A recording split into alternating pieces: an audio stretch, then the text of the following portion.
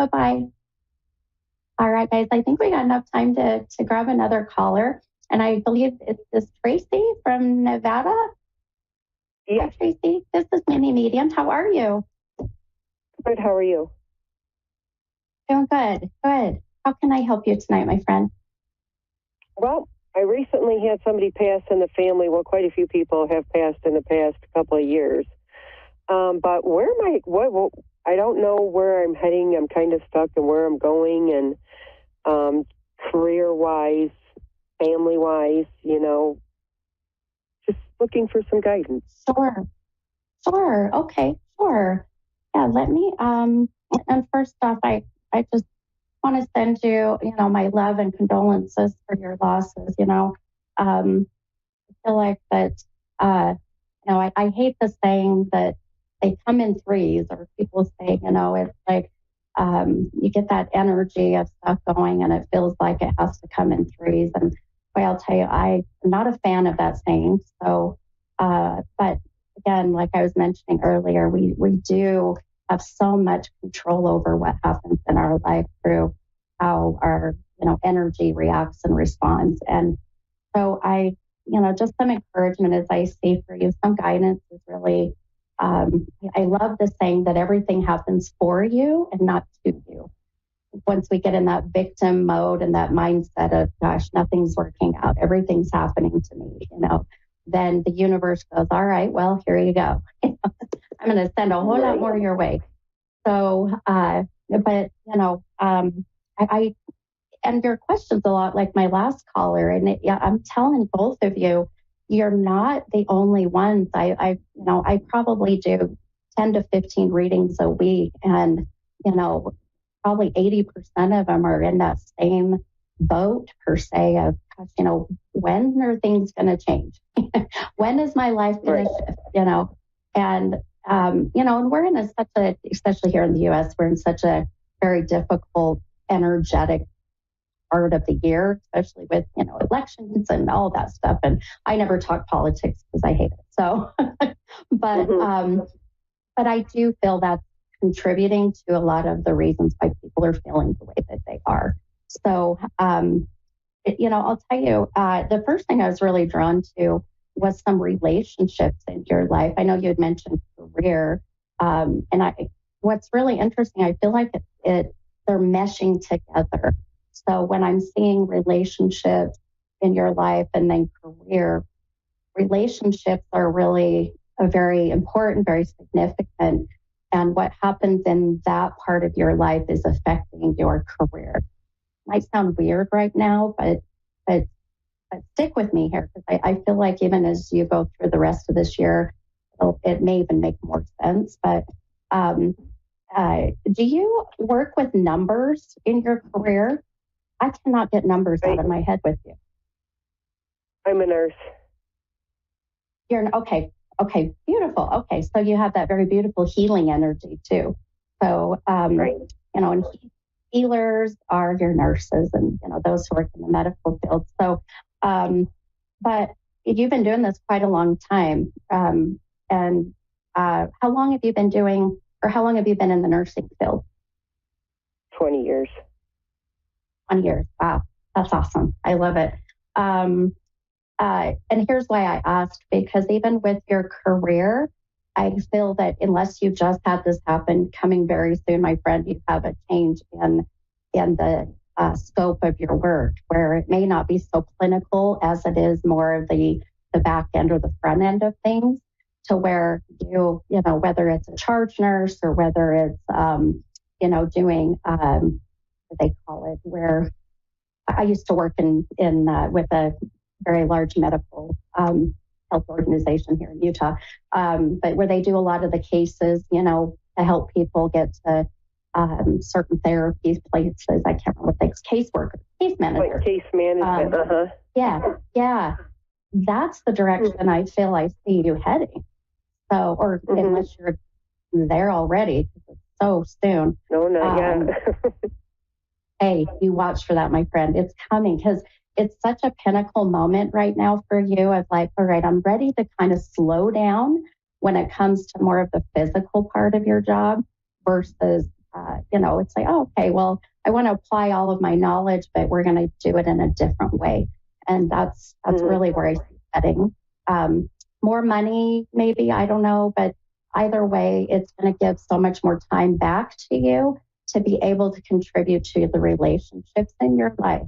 That's where it's meshed. Do you think that'll come through like neighbors that I know with being like an office manager? Absolutely. And that's why the relationship part of it is that you see how that's kind of coming full circle. It's, the relationship with neighbors, relationship with, and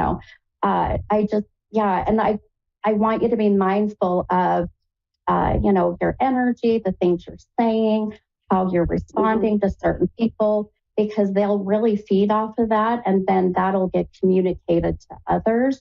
And, it's like when I was in the hiring world, I would tell, the younger kids, younger applicants, be careful what you post on social media, because that can come back and bite you in the butt, because it's they're starting to look into that.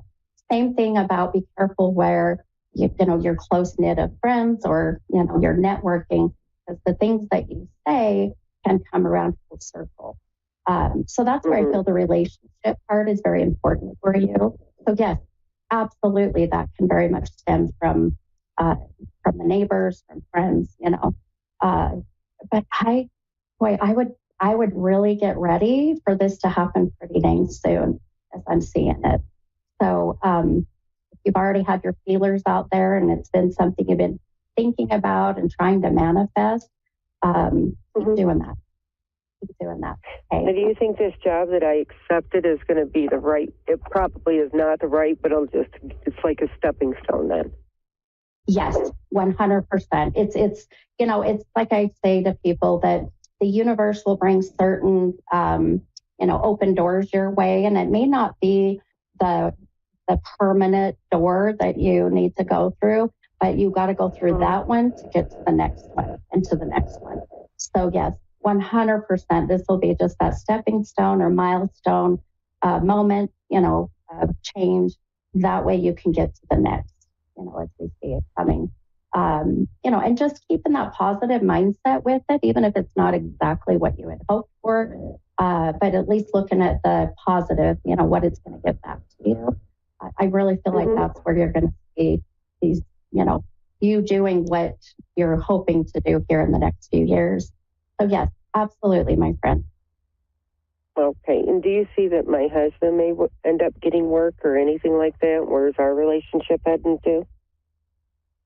And yeah, that's meshing with the relationship part, right? Where I feel like, the saying happy wife, happy life, which I always giggle about that. But when you're happy and you're secure, that'll come in with him, and where he'll have that motivation, if you will, or drive to put out the energy to get a job that he wants.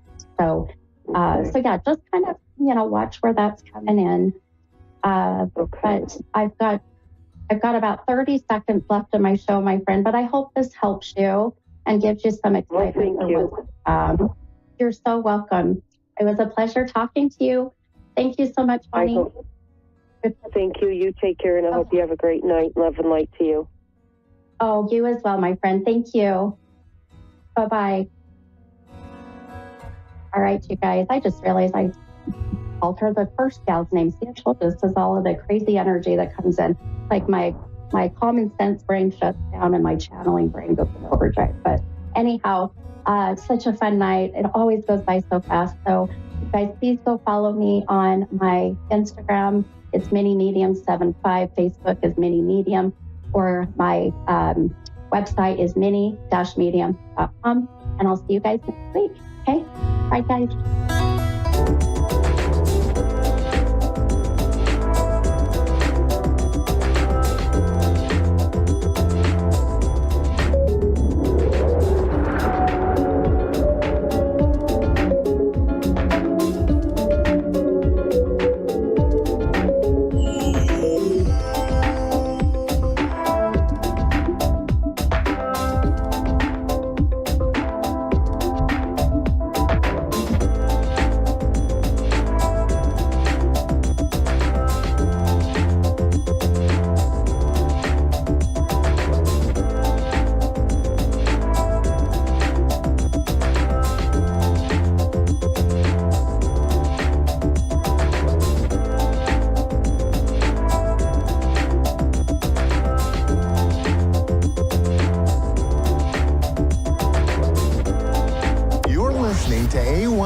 Psychic Radio, Earth's #1 psychic radio network, and watching Moonstruck TV, enlightening television.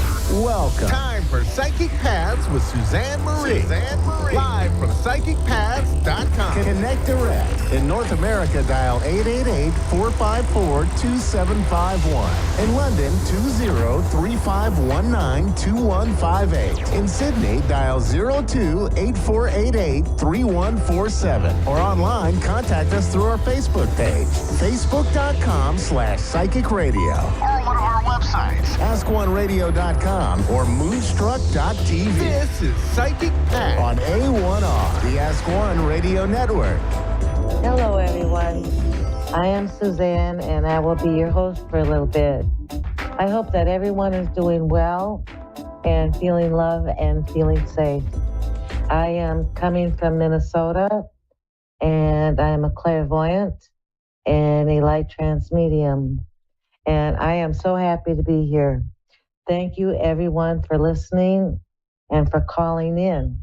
This is really, really an awesome chance for everyone to get a reading free, and for us clairvoyants and psychics and mediums to be able to reach out to everyone that calls in. So hello and welcome to November. I hope that everyone is going to have a wonderful holiday season. We are going to be celebrating Thanksgiving soon here in the United States, and I'm just thankful for everything this year. This year has brought a lot of changes for me, a lot of ones I didn't want, but now I'm feeling very, very blessed, and I hope others are too. I hope that everyone kind of stays centered during all this holiday situations. It can be depressing for some people with hard family backgrounds. It can be lonely for a lot of people who don't have family. And it's even harder for those people that have hard childhood memories of the holidays, and yet some who haven't had any holidays as children. So I hope that you're all gentle with each other and just love and be patient with yourself. And whatever you do, don't overdo it. Don't think that you need all the money in the world to make people happy. Don't overextend yourself to be the person that does everything. Just really, really be balanced, because the holidays are hard. Even on the best terms, it can be hard. So with that being said, I hope that somebody calls. I am at Psychic Paths, www.psychicpaths.com. If you would like to write me a message or set up your own private reading, I am available. So yes, so I hope that everything goes good tonight for you, and that you try out calling in, because we have a lot of excellent, excellent readers here. We have Tanya, New South Wales. Hello. Hello. Hi. Hello. Hello. How are you? Yeah, look, not too bad today. Thank you. Yes. Good, good. What can I help with tonight? I guess I'd just like to know a bit of direction, where I should be devoting my time, whether it be to study, maybe what's going on in my relationship at the moment, whether it's worth pursuing. Okay. All right. Yeah. Let me hear. Whether, Let me yeah. hear. Let me hear what Spirit has to say. So what I got right away when you were talking was that you do have a good intuition. Your gut instinct is very right on, especially about yourself. And what Spirit has told me while you were talking was that you already have a good idea of what you should be doing and what direction you should be doing. But I feel like you argue with yourself or you bring up what ifs. This is what Spirit is telling me. So then you feel kind of overwhelmed and kind of stuck. But Spirit is telling me that you have a very, very good intuition on yourself. Do you know what I mean by gut instinct, or Yeah, you know? yeah. I guess there's things I want to do. I'm fairly good at manifesting things. I just, it's, I'm not sure when the finances will improve. Let me see what Spirit says about that.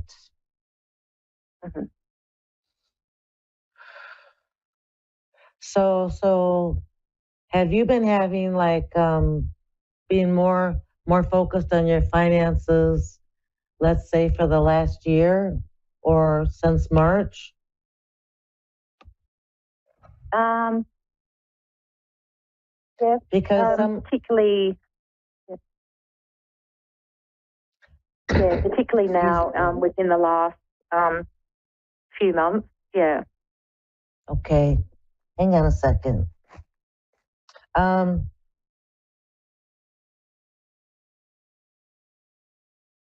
Yes, they say that you've had a blinding flash of insight on the finances part.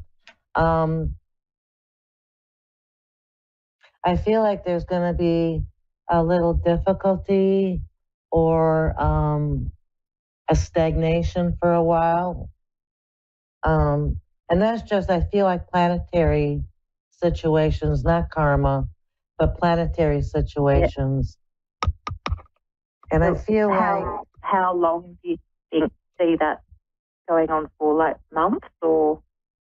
I feel like it's going to happen for about the next 6 weeks, the next month, next 6 weeks. 6 weeks. And I feel like there's a hidden lesson inside this.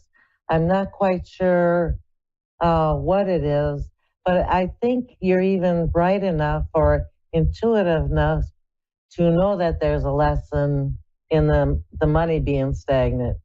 Like, what have you learned from this? Because somehow there's a little lesson in this that yes. That makes but that's sense. mainly Being more sensible. Oh, it's so hard to do. For me anyway. Also, you have a very, very good outlook on money. You know it's a tool.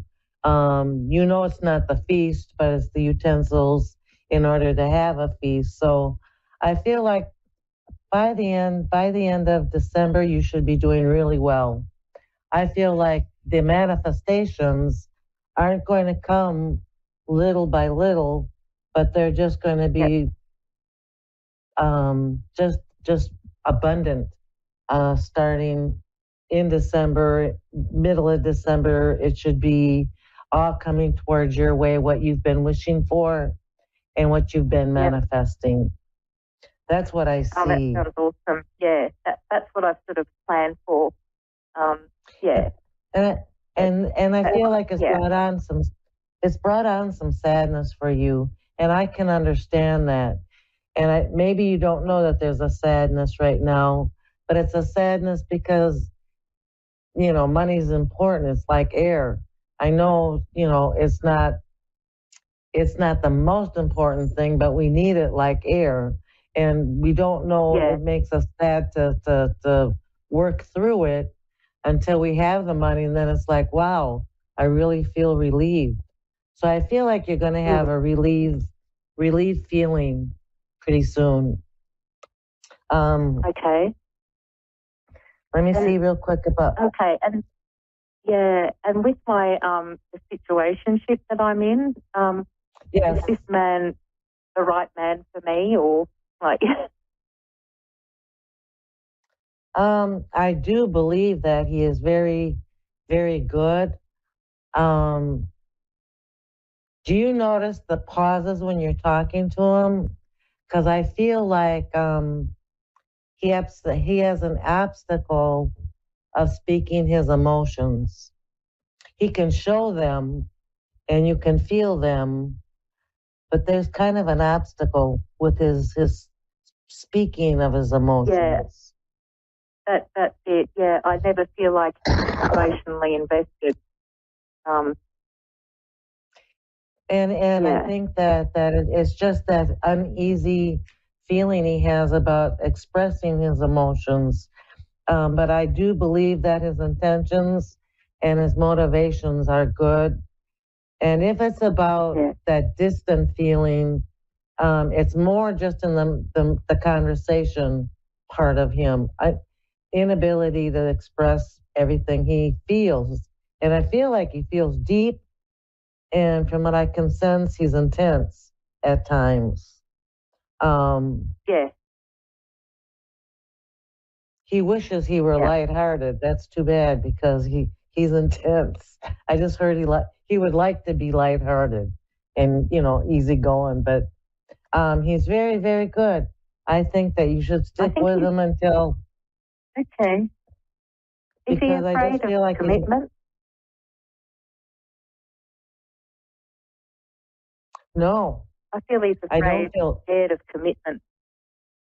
I think he's afraid of showing who he is. I feel like he's afraid of being vulnerable. And that's the part of the talking too, because if he opens up to you, then he's vulnerable. Right. And he has to work on that. You don't have to work on that. No. Okay. No. So should I just wait for him to contact me? Yes. When he's ready. Yes. And you can help him if you want to envision in spirit. The blue chakra will help him talk more. If you can focus on manifesting the blue chakra just being open and pulsating and being healthy, it may help him. Yeah. Okay. Well, I hope I've been of some help to you tonight. I'm so glad you called. Yeah, you have. Thank you so much. Yeah. You have a wonderful rest of your week. Yes, thank you. Thank you again. Thanks. Bye-bye. Bye. Well, everyone, I'll see you next week. Everyone, please have a great week, and I will see you then next Wednesday. Be safe. Love. Bye-bye.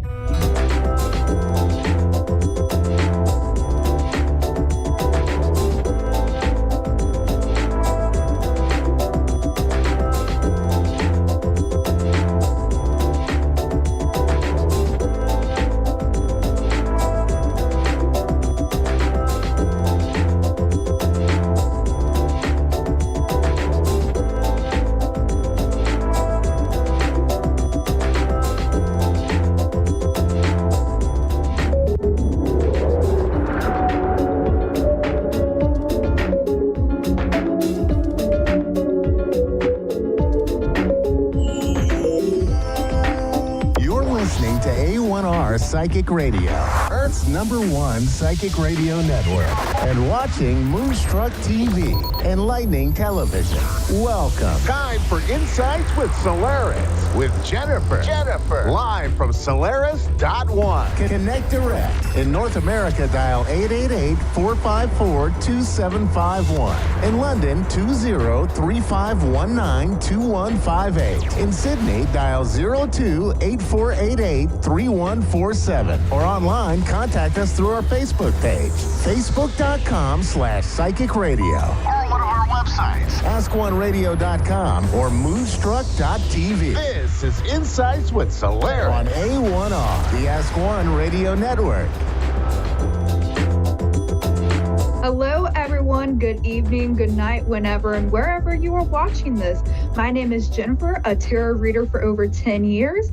And if you have been on this show before or listened in, you'll know I always start with a collective message. So let's just go ahead and get into it.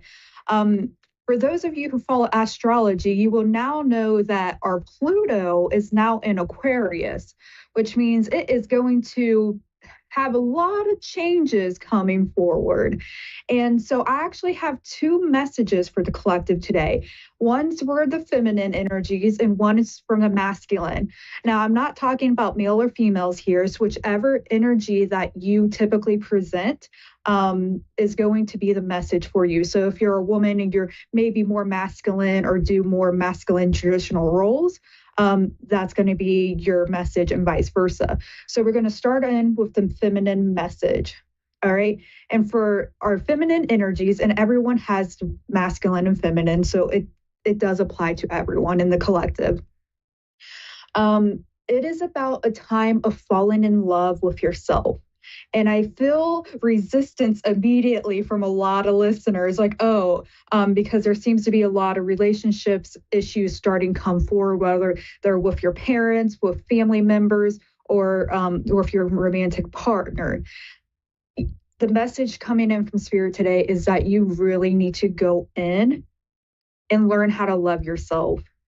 Just because you didn't receive the love that you needed when you were a child does not mean that your romantic partner is necessarily responsible for filling that void for you. And that's a lot of expectations. So spend the next few months up until I'm seeing about January time, spend it on yourself, falling in love for yourself. And for the masculine energies, this is going to be a hard truth. You got to make a decision. If you're deciding between multiple things, you need to stop because you're just spinning around in circles. Make that decision. Whether it's between people, whether it's between jobs, you just got to go in and make that decision because the problem is not going to go away on its own. You got to face it. So face your fears and go ahead. So with the collective messages, we're going to go into the caller of today. And we got Autumn from Utah. How are you, Autumn? I'm great. How are you? I'm doing all right. So do you have any questions? Because I'm automatically feeling a little bit in the heart space. So what's going on? I am in my heart space for sure. I just reached the age of Medicare retirement, and I'm not finding that I have the finances to retire, nor do I want to retire completely. However, I'm very talented and creative, and I have a lot of different jobs that I do, and I love them all. And so it's funny that your opening statement was as it was, but I'm really struggling to zero in on something that will give me the funds to actually retire someday. I feel like I'm working more and earning less. All right, let's see what we have coming in here. Yeah, so automatically I see that there is trying to be karmic justice within your finances. I do see that you have been working hard, as you just said. So this is saying skilled work is rewarded. So putting in and like trying to get that supplemental income by multiple different avenues. Yes, that could bring in more things. But there seems to be something that isn't quite being seen regarding the entire system. So I do believe that the Medicare system is quite frustrating for those people who are trying to apply. But it does seem like there is still information that could help you move you along, right? Because it is about getting that fairness. So don't just dig in a little bit deeper. What information are we having here? Let's see what information Maureen can get. Okay, wanting to move on, definitely wanting to move on. Okay, yeah. So I'm definitely feeling that within that heart space because I'm coming back into this heart centered energy. This is kind of blocking you from seeing other possibilities. And that possibilities, right, is that supplemental income.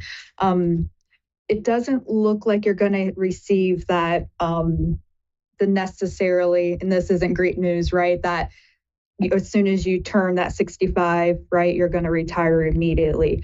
But there does seem to be a shift coming, but at the same time, you're just not looking at what there actually is instead.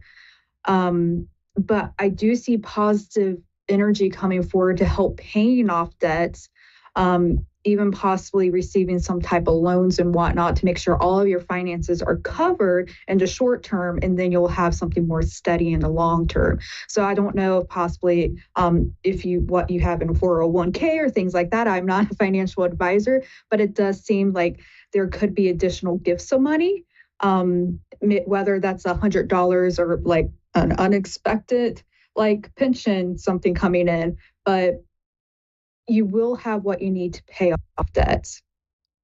And again, in the past position, I am seeing that skills that you have learned have had an ability to help bring in finances, but you do have a very difficult choice to go in and to make about what you are going to do. Because I see the stalemate here, and right, you were talking about that.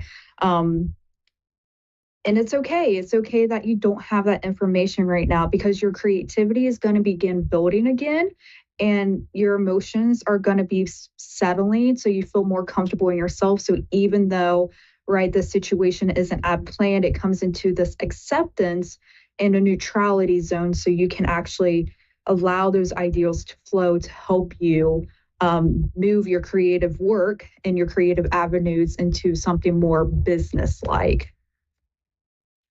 Okay. And so, do you get?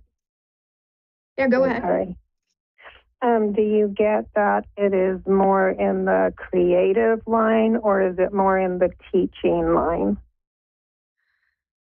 As of right now, it seems more creative because this is changing. This is going to be a significant life event. Of course, retirement is, but this is going to be different than what you do day to day. And again, I'm seeing a lot of fire energy. So that is usually related to that creativity process as well. So I am saying it's more creativity because I'm not purely picking up the teacher vibes. We have a lot of emotion, we have a lot of fire, but not so much of that logical and air movement. So more creative. Okay. So as you're moving through this, spending some time in meditation or just trying to quiet your mind. And as soon as I say it's going to be creativity, but there could be more part-time opportunities regarding some type of teaching. This could be helping in a classroom or within like a church Sunday school or something. It's still going to be different than what you have done before, but it is possible if you want to continue on part-time teaching opportunities will be there, but I am still seeing that creative avenue a little bit more heavy. Okay. Again, now I'm getting more creativity, interest, new people coming in as well. So allow yourself to see all opportunities because I see a lot of discontentment. And when we're not exactly happy, we say no to things that could be good for us. So just be open to all possibilities because I see a good balance with finances. Okay, it may involve taking out a loan or receiving a little bit extra money. I can't see which side it is right now. But as you are asserting your creativity, you are going to start laying down your burdens. I mean, it's not going to be easy. And I hate saying that. I hate giving bad news, but it's not going to be easy. There is going to be some more traditional routes that you need to follow. So go back in, see if there's any information that you missed when applying to Medicare and whatnot, and see if you can get a hold of an agent or something that may just have that piece of information to help you along. Let's see what else. Source, what else do we have? What information do we have for Autumn here? How can she move forward? events are happening behind the scenes. Okay, so of course we expect that when we're involved with a government sector, and right, there's everything going on behind the scenes. There's things that you don't understand and see, but you have the decision making process to be able to navigate it, to get the information that you need, and getting you to release those fears. Let's see. Is it going to be a part-time job? Yes. Is it going to be creative? Yes. What else? Spirit? Any relation to teaching? Some teaching, yes. Is it spiritual teaching? Okay. So yeah, I'm hearing something with spiritual teaching. I don't know if that resonates with you at all. It could be related to a church you're involved in, or perhaps just very younger students, or children within a transitional phase. So that's a possibility. Your other creative avenues are definitely there. You have many possibilities. So try not to get upset that you're in this situation, because you do have this life experience. You are learning a lot from this life experience. It doesn't matter whatever age you are. We always have something to more. There's going to be some imbalance. There's going to be challenges, right? It's not, I can't sit here and tell you everything's going to be okay at the end, but you are going to find that way out. You're going to find what you need in order to sustain yourself. So don't worry about that. It's not going to be easy, but the concerns are fading away, and you are going to eventually receive that peace period of retirement. Is there anything else anything specific that I can give to you? I teach, right now I teach witchcraft and feng shui. So the spiritual side is definitely a part of it. And there's so many different aspects of that, but I just seem to be working more and earning less. That's my biggest struggle right now. We only have a few seconds left, so I want to leave you with this information. You are going to have victory. Continue on with that spiritual teaching. Also, perhaps even teach like classes. I don't know if you do anything with glass, like stained glass or glass blowing, or helping others go into that and making like workshops and stuff, just things fun. Okay. You have the emotions. You're going to do great. You're going to find that balance, and you're going to get that peace. So just know that. Just continue on, and you got this. Okay. All right. Thank you so much. All right. Have a great night.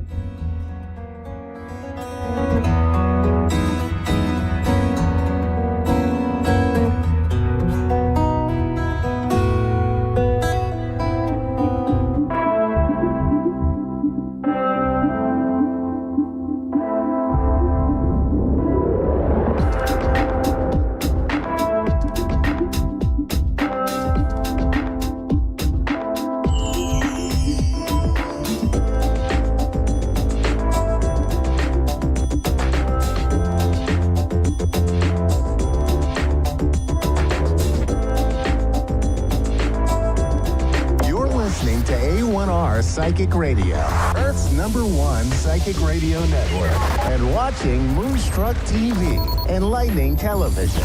Welcome. Time for New York City Celebrity Psychic with Perry Lyons. Perry Lyons. Live from PerryLyons.com. Connect direct. In North America, dial 888-454-2751. In London, 20-3519-2158. In Sydney, dial 02-8488-3147. Or online, contact us through our Facebook page, facebook.com/psychic radio. Or one of our websites, askoneradio.com or moonstruck.tv. This is New York City Celebrity Psychic on A1R, the Ask One Radio Network. Happy pre-Thanksgiving. It's wonderful to see you. I have a heartwarming story to tell you. A lot of you know this, but a lot of you don't. That I take care of my 91-year-old mother, and it's a joy and a privilege and a delight. She's so great. But, 91, 92, sometimes, it's a long time for a brain to be around. And sometimes, the long story short, my mom wandered. She's never done that before. I didn't even know she could get downstairs. Her caretaker was 5 feet away, but she decided to take a little walk. And she went downstairs and outside. I was in New York City at the time. And her caretaker was, I guess, resting. And a neighbor found her, happened to be walking by, found my mom, took her inside, upstairs. I don't know how he did that. Gave her some snacks, petted her head, calmed her down until David could come, take care of her. And I just wanted to say thank you, Vincent. It meant the world to me that that kind of kindness still exists, and that, I don't know, it just, the world's kind of a shaky place right now in some ways it feels, but I just feel so much better about everything that a good Samaritan came and helped my 91-year-old mom. So God bless you. And God bless all good Samaritans out there. And I know my Thanksgiving resolution, as I'm digging into my yams with sweet potatoes, is to be grateful and kind. And, gratitude is the key to a happy life. I have 2 close friends. One is a guru from India, and one is a Dominican friar, Father Pier Giorgio. And I've asked both of them, what is the key to a happy life? And they say gratitude, just appreciating who you are, who you're with, where you are, what you have, and just the ability to take a breath of this beautiful autumn fresh air. Okay, are we ready? I'm Perry Lyons. This is Moonstruck TV, A1R Radio, and I am here ready to serve you. I have, not to brag, but I have a tested 90+% accuracy rate. I love doing mediumship work and getting you in touch with those we love. We're just a heartbeat away. And we have Mattia. What a beautiful name, Mattia. Mattia. In Roanoke, Hi, Virginia. how are you? Hi, Lovey. Can you give me 1 minute? I just want to do the psychic weather for the week. Are you good with that? Can you hang out? Yes, ma'am. Oh, you're an angel. And we have to find out where your name comes from because it's gorgeous. Okay, we're using a deck this week that is Animal Spirits. It is wonderful. It's by Colette Baron Reed, who I highly recommend. She is the real deal. Excuse my nails, I was gardening earlier.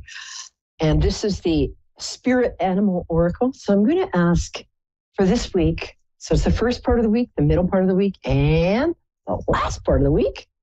I'm going to ask what animal spirits are going to be with us.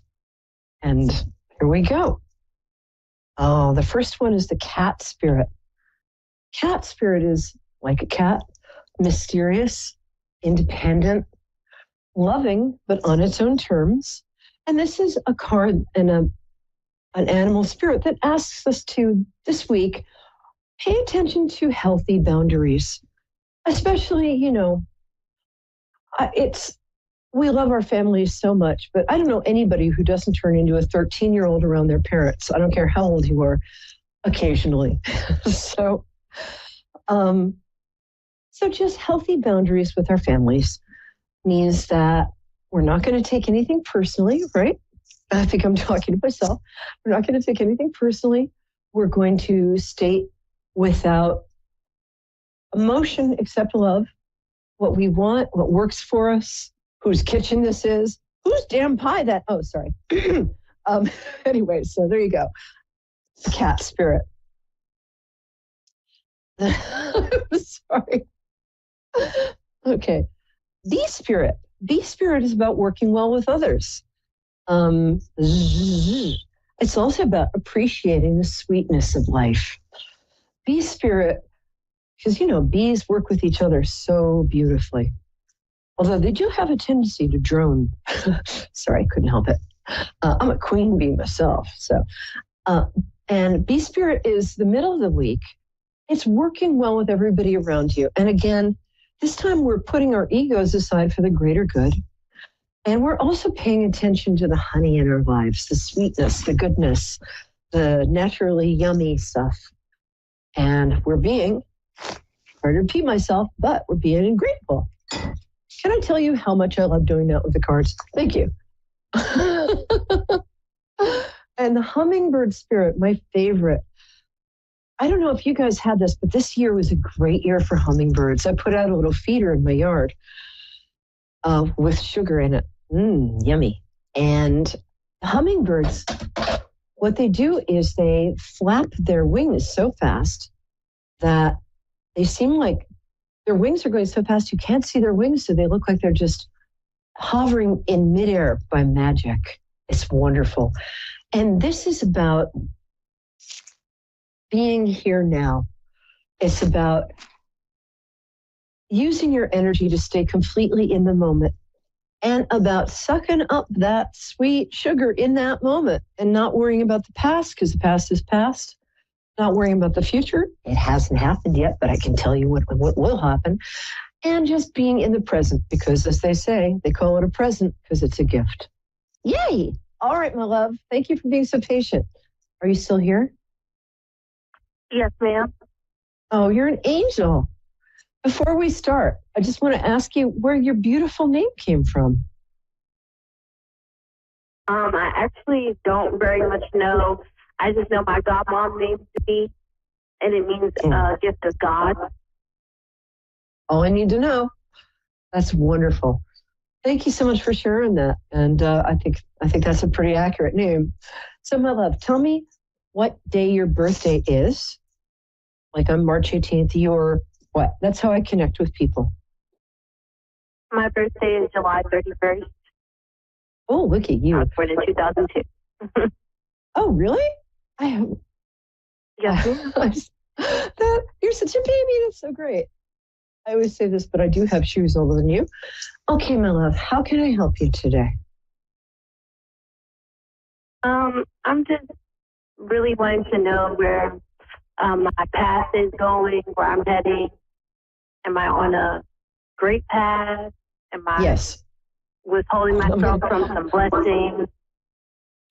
Well, I think all of us is part of human nature. I don't know why we're made like that, but I think we all get in our way a little.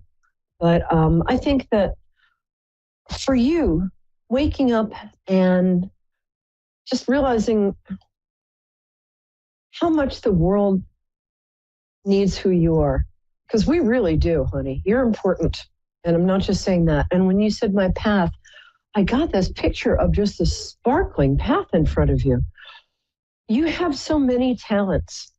Now, I'm going to say something, follow me, it's a little abstract. You have what's called left and right brain. They're equal. Most people have, the right brain is our more abstract, poetic, a little disorganized, intuitive brain. And the left brain is like the grown-up brain. It gets stuff done. It organizes. It's good at administration and working with people. You have both a strong right and a left brain. Does that make sense to you? Yes, ma'am. Okay. You are the most polite person I've ever met. I just adore you. I'm going to adopt you. Come over for Thanksgiving. I make a great mince pie. Come over for Thanksgiving. So I think that you know what a lot of your strengths are. You're very good at both being warm and empathetic, but also you're able to detach yourself and look at situations objectively. Does that sound right to you? Yes, ma'am. Yeah, you don't get sucked. Oh my God, you're so kind. You don't get sucked into other people's drama. And what's interesting is that you're so charming that normally if you don't get sucked into other people's drama, like take my side or whatever, they get mad at you. People don't get mad at you. They respect you for that. It feels to me like you have a brain that has a lot of talent for like science and math, and a lot of talent for working with people. I think that the same part of you that's very good at listening to people and being empathetic without getting sucked in, right, is very good at work managing people. Because most people a lot of people, it's not fair, some people manage people from kind of like a do this, do that, kind of way. You manage people, you have this intuitive way of knowing how to work with what people really want for themselves and getting them to do something that will make them happy and make the people around them happy. I think you'd be a terrific manager. I think you would also be good at anything to do with science. I think I know that sounds a little crazy, but by science, I mean medical. I know this sounds like kind of a crazy thing to say, but you have a real healing gift. I think you'd I know it can be hard for people to dream this big for themselves, but I think you could find scholarships and stuff. I think that you would make a very good doctor or a very good physician's assistant or nurse. Science, that works with your scientific gifts and with your ability to administrate and with your gift for working with people. Does that land with anything you've been thinking about for yourself? Yes, it has. I've actually been trying to get into the CNA field. Oh, wonderful. You'd be perfect for that. That's exactly what I'm talking about. I also think that you're very good with children. Do you have any children? No, I actually had a miscarriage in March. Oh, I'm so sorry. So I'm just still. I feel your pain. You will have kids. That's coming up for you. And thank you for being so honest and open and sharing. But please know that you have two beautiful children in your future. I think the TNA thing is just genius for you. And I get a really, honestly, and if you're a regular viewer, you know that I don't usually say stuff quite like this. I think you're going to go from strength to strength, my love. I really do. I think that the job you get, I would do everything you can to get into that program. Ask for help. You're not always good at that because you're so proud. I know the feeling. But you can ask for help. There's a scholarship that I see available for you and a grant available for you. So nothing gets between you and what you want. And I think that this would be something that would bring you so much joy, self-respect, financial security, and freedom. And I also think that you'd meet the perfect person for you doing this. That's what I'm getting for you, my love. Does that work for you? Yes, ma'am. Well, let me know how you're doing. I'm here every Wednesday. Or you can write me at Perry Lyons, that's PERILYONS, on Facebook. And I'm very invested in your future. So let me know how well you're doing, because I know you're a shining star. I really do. Okay, my love. Kisses. Be well. Thank you. Thank you. I get the best people. This show, speaking of things I'm grateful for, this show has been such a blessing. And the people who call in are just the most wonderful people there are. And speaking of whom, we have Lucy in Austin. I love Austin. How are you, baby? Good? Hi. Hi. Fine, thank you. Good. Oh, you got such a nice voice. All right, tell me your birthday, because that's how I connect with you. March 7th. March 7th? Yeah. You're Pisces? Yay. Yes, I am. We rock, baby. Thank you. I'm going to say, us Pisces women, We rule. Because I can say that. yeah, but we don't let anybody catch us doing it. And I can say, because I can see you with my my remote viewing self, and I can tell you are very pretty, and you also have that kind of like, you're welcome, peaches and cream, like innocent, and you have beautiful eyes, bat, right? So, yeah. Pisces women, we're pretty good at batting our eyes and looking innocent while we're taking over the world. Okay, but my guides before we start are telling me to pull a card for you right now to see what animal spirit is with you right now. Oh, we love this. Hello, Mama. We got stag spirit. Stag spirit means that you're taking the lead. You're ready to step into your leadership abilities. That really rings true with me. You're also artistically talented. I'm not sure if you're doing that for a living, but you are artistically talented. Give the woman a box of crayons. I mean, you're very good with color. You're very good with design. I don't think you do that for a living, and you have such an ear for music. Such an ear for music. So, what's your question, my angel? Well, I guess it would be career and coupled with relocation.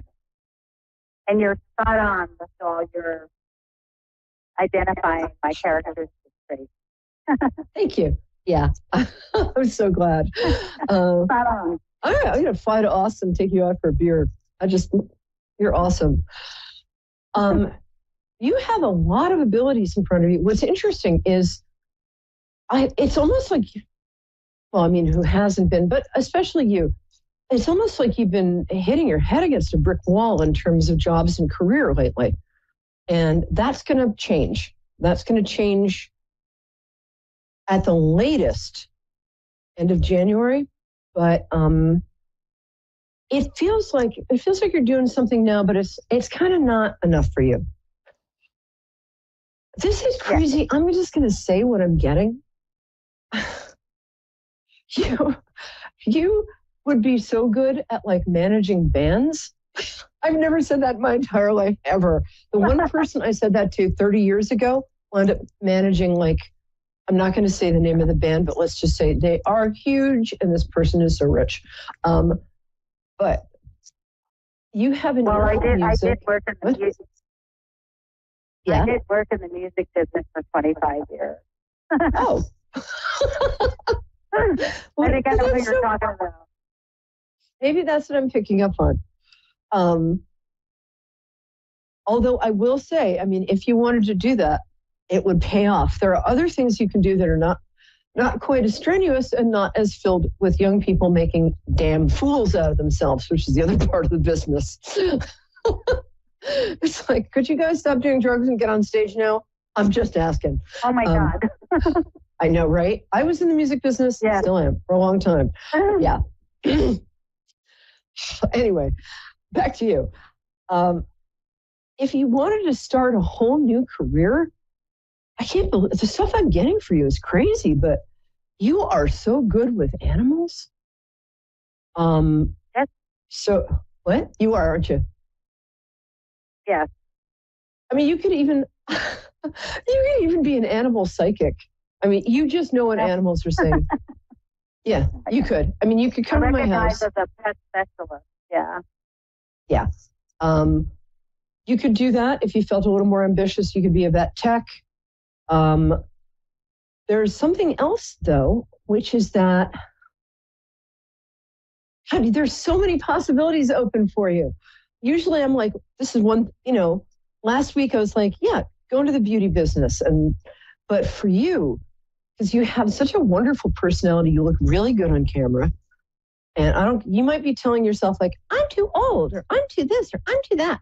You're not, you're perfect the way you are. Don't let that thought ever enter your mind ever. I don't care if you're 102. You will never be too old, you specifically, will never be too old to do anything you want to do. Am I yelling at you? I'm sorry. No, I'm just, what you're saying just resonates like on so many levels you couldn't possibly know. I'm so glad. Now. Good. I would think about, gosh, I mean, you could start your own YouTube channel tomorrow telling people about, like, do you want to break into the music business? Well, you have to be a professional. Here's what you have to do. I mean, you could do that, you could do in your sleep blindfolded backwards. And I'm not saying, and if you don't want that to be your vibe, you could do a whole other thing. But I mean, you, something to do with communications. You're so good at communicating, and yeah. people just, it seems to be the day for this. And I don't say, I'm not that kind of girl. I don't say this to everybody. People just like you. They just take to you. They just do. It's a superpower. You have a few superpowers. The reason that the first thing I said was managing talent is because you have an eye and an ear for talent like nobody I have connected with for ages. You just know when somebody's the real deal. You just do. You don't have to use that. I just wanted to acknowledge that because you do. You just made my day. Yeah. I just changed my career in a different, in private service, just doing the same thing that I did in entertainment, but in private service. And it's heavily on the communication area where I'm a state manager, personal assistant, and everything you said was like magic. Magic. Oh, I'm so glad. Yeah. Oh, you just gave me so much confidence. I can't begin to tell you. Well, you know what? You deserve that because thank you. You know, I've been watching a lot of true crime lately, and as I said earlier, I've been losing my faith in people a bit. But the earlier, you've got you're a really good person. I'm going to start crying.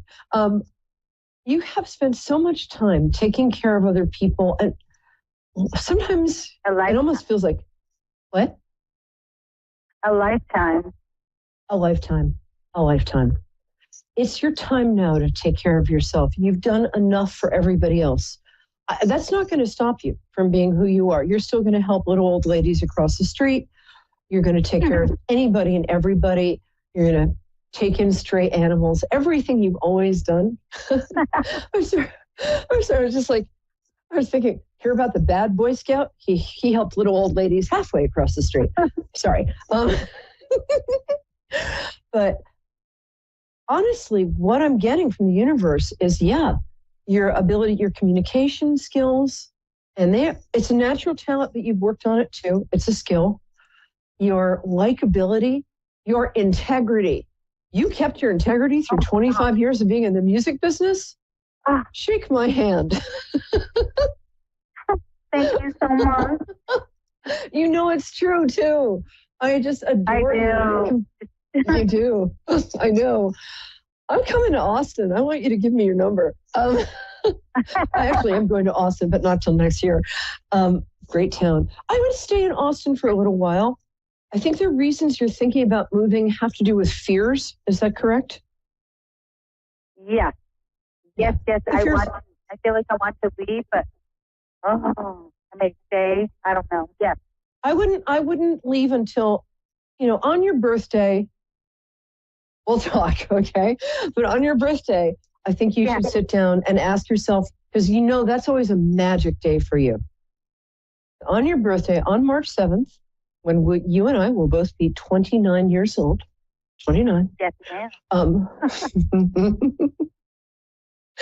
I love the ma'am thing. It kills me. Sit down and ask yourself where you want to live. Until then, what I would do is just, sit down, light a candle, look into the candle, and ask your angels and your loved ones who passed, because you have some really, really dear ones on the other side who just are, pardon the expression, I was going to say dying to help you, but that's like, oh, Perry, no, don't say that. Who so want to help you. And so you can actually sit down and say, I would like my angels, my friends on the other side, and, the higher power, I would like you, I'm making a strong intention to receive And this works for anything. Everybody listening, I want you to hear this, because this works for anything you want to know about.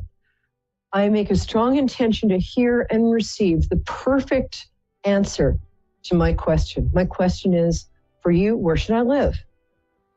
For me, it's what's Ryan Gosling's home address, but that's different. You are going to do so well. So keep doing what you're doing for now. Stay in Austin for now.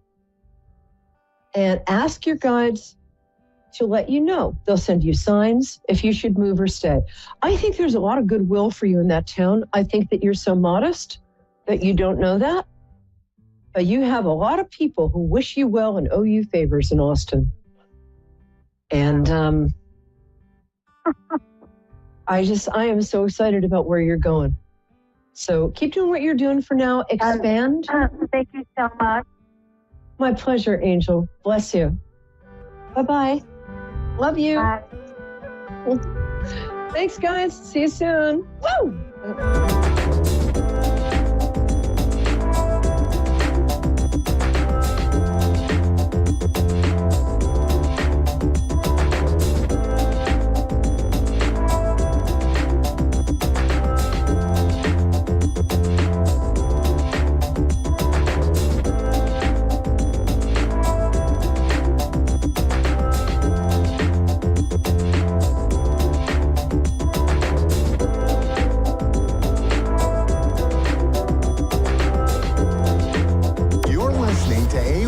Psychic Radio, Earth's #1 psychic radio network, and watching Moonstruck TV, Enlightening Television. Welcome. And now, Reverend Elliot's Magical Window with Reverend Elliot. Live from magic-works.com. Connect direct. In North America, dial 888-454-2751. In London, 20-3519-2158. In Sydney, dial 02-8488-3147. Or online, contact us through our Facebook page, facebook.com/psychic radio. Or one of our websites, askoneradio.com or moonstruck.tv. This is Reverend Elliot's Magical Window on A1R, the Ask One Radio Network. Greetings, fellow seekers of truth, wisdom, and light. This is Reverend Elliot coming to you live tonight from the city of New York, live for a change. We're in the middle of December here, and I'm making one of my rare live appearances because my nose has been crippling me for the last few months. I don't know what it was that I caught, but and it hasn't been that I've been terribly sick.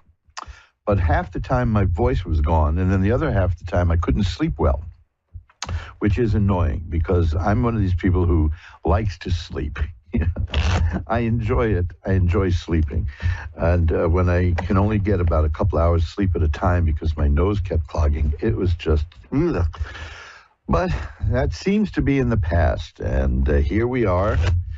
And we're going to do an hour of readings, and looking through the tarot cards, looking through the magical window. So with whatever you've got on your mind that you want to look at, past, present, future, we'll be here to do it. Now, I ought to tell you, because I mentioned this the last time I was on, which was, I don't know, what was that, 3 weeks now? I don't know.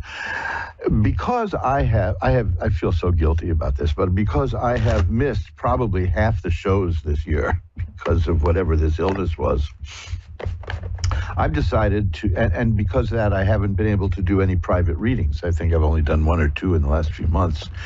I've decided that since I missed half the show, in honor of missing half the shows, I'm cutting my prices in half from now till the end of the year, which is a couple of weeks from now, and maybe a little after that, we'll see. But if you take a look at magic-works.com, you'll see the prices for a tarot reading, a private tarot reading with me. Just cut those in half. That's seriously, just cut it in half. Now, that even includes my best bargain of all is a $10 email reading. You send me a question, I send you a 2-page report on that, and that's $10. So that means it's $5 now. See, I am so glad I learned math.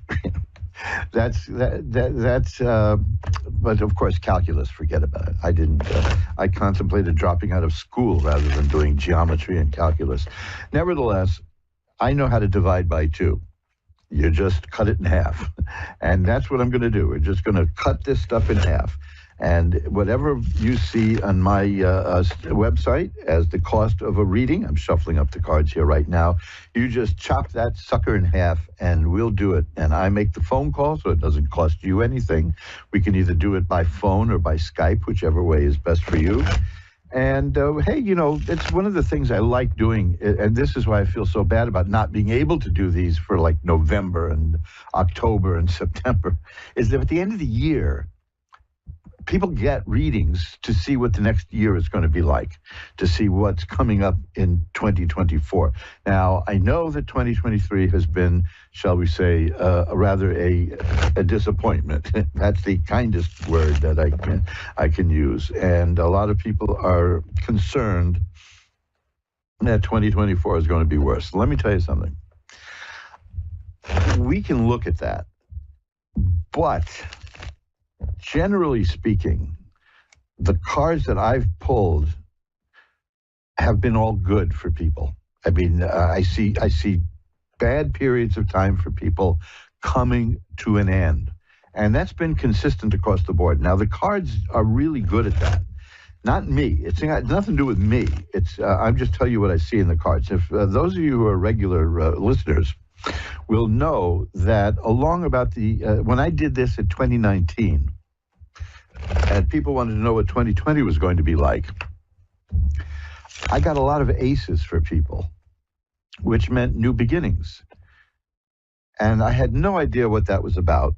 And we discussed that in some of the shows. You can go back. I got about 42,000 shows in the archive at AskOneRadio.com. And if you're a glutton for punishment, you can go there and you can listen to about something like 330 or 40 shows of mine, going back to when I started this. But 2019, I couldn't understand why I was getting so many aces for people. There's a new career coming your way, new money coming your way. There's new this, new that. It was just everywhere. And then, of course, by March of 2020, we knew what that was all about, because a lot of stuff was shut down. A lot of stuff was just shut down. And we had to make new beginnings. Now, that's a personal thing. A lot of us had to make new beginnings. A lot of us had to figure out new ways to make a living. A lot of us had to figure out new ways of doing everything. That's when they tried to throw something at us about changing all of society, which I don't think is necessary. I mean, more people died in the 1918 flu epidemic. Now, that was because they didn't die. By the way, they didn't die from flu. The 1918 Spanish flu epidemic, what killed people was a secondary infection of pneumonia, and that still goes here. The secondary infection of pneumonia is pretty dangerous, but they didn't have antibiotics back then. In 1918, we got them now. I had pneumonia one time, and I don't ever want to get that again. Now, I know that antibiotics don't really help when you have a virus like a cold or a flu. But I always check with my doctor about that, because I would like the antibiotics to stop me from getting a secondary infection, because I've had pneumonia. Now, that was also a wonderful thing, which was that I remember going to the doctor, and he figured out it was pneumonia. And he said to my wife, who was standing there by my side, "Everything's going to be okay. It's very likely that he'll pull through." And I looked at him and I said, because that's how I was breathing, "Don't say that in front of me. Tell me I'm going to be fine. If I die, I will not hold it against you, I promise you. Don't say it's very likely that I'll pull through. I don't want to hear that." But, they gave me the antibiotics. I've since had a few really nasty illnesses, but if it can be helped, I don't want to get pneumonia again. Pneumonia is not your friend.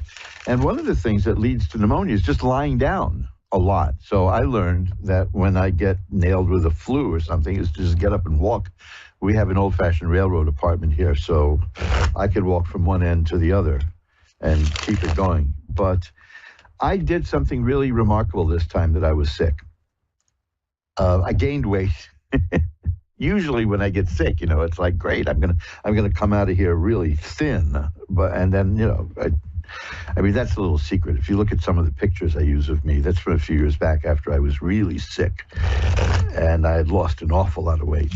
But I don't like doing that. So I made sure to eat this time, as much as I could anyway. So yeah, I came out with a little bit of a paunch that now I've got to get rid of. But it's cold outside. See, why can't these things happen in nicer weather?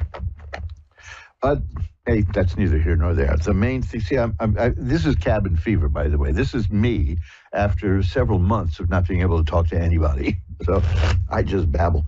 But the whole point is, look, I'm back. I'm doing well. I'm hoping to be back every week, Wednesdays at 11 Eastern, 10 Central, 9 Mountain, and 8 Pacific.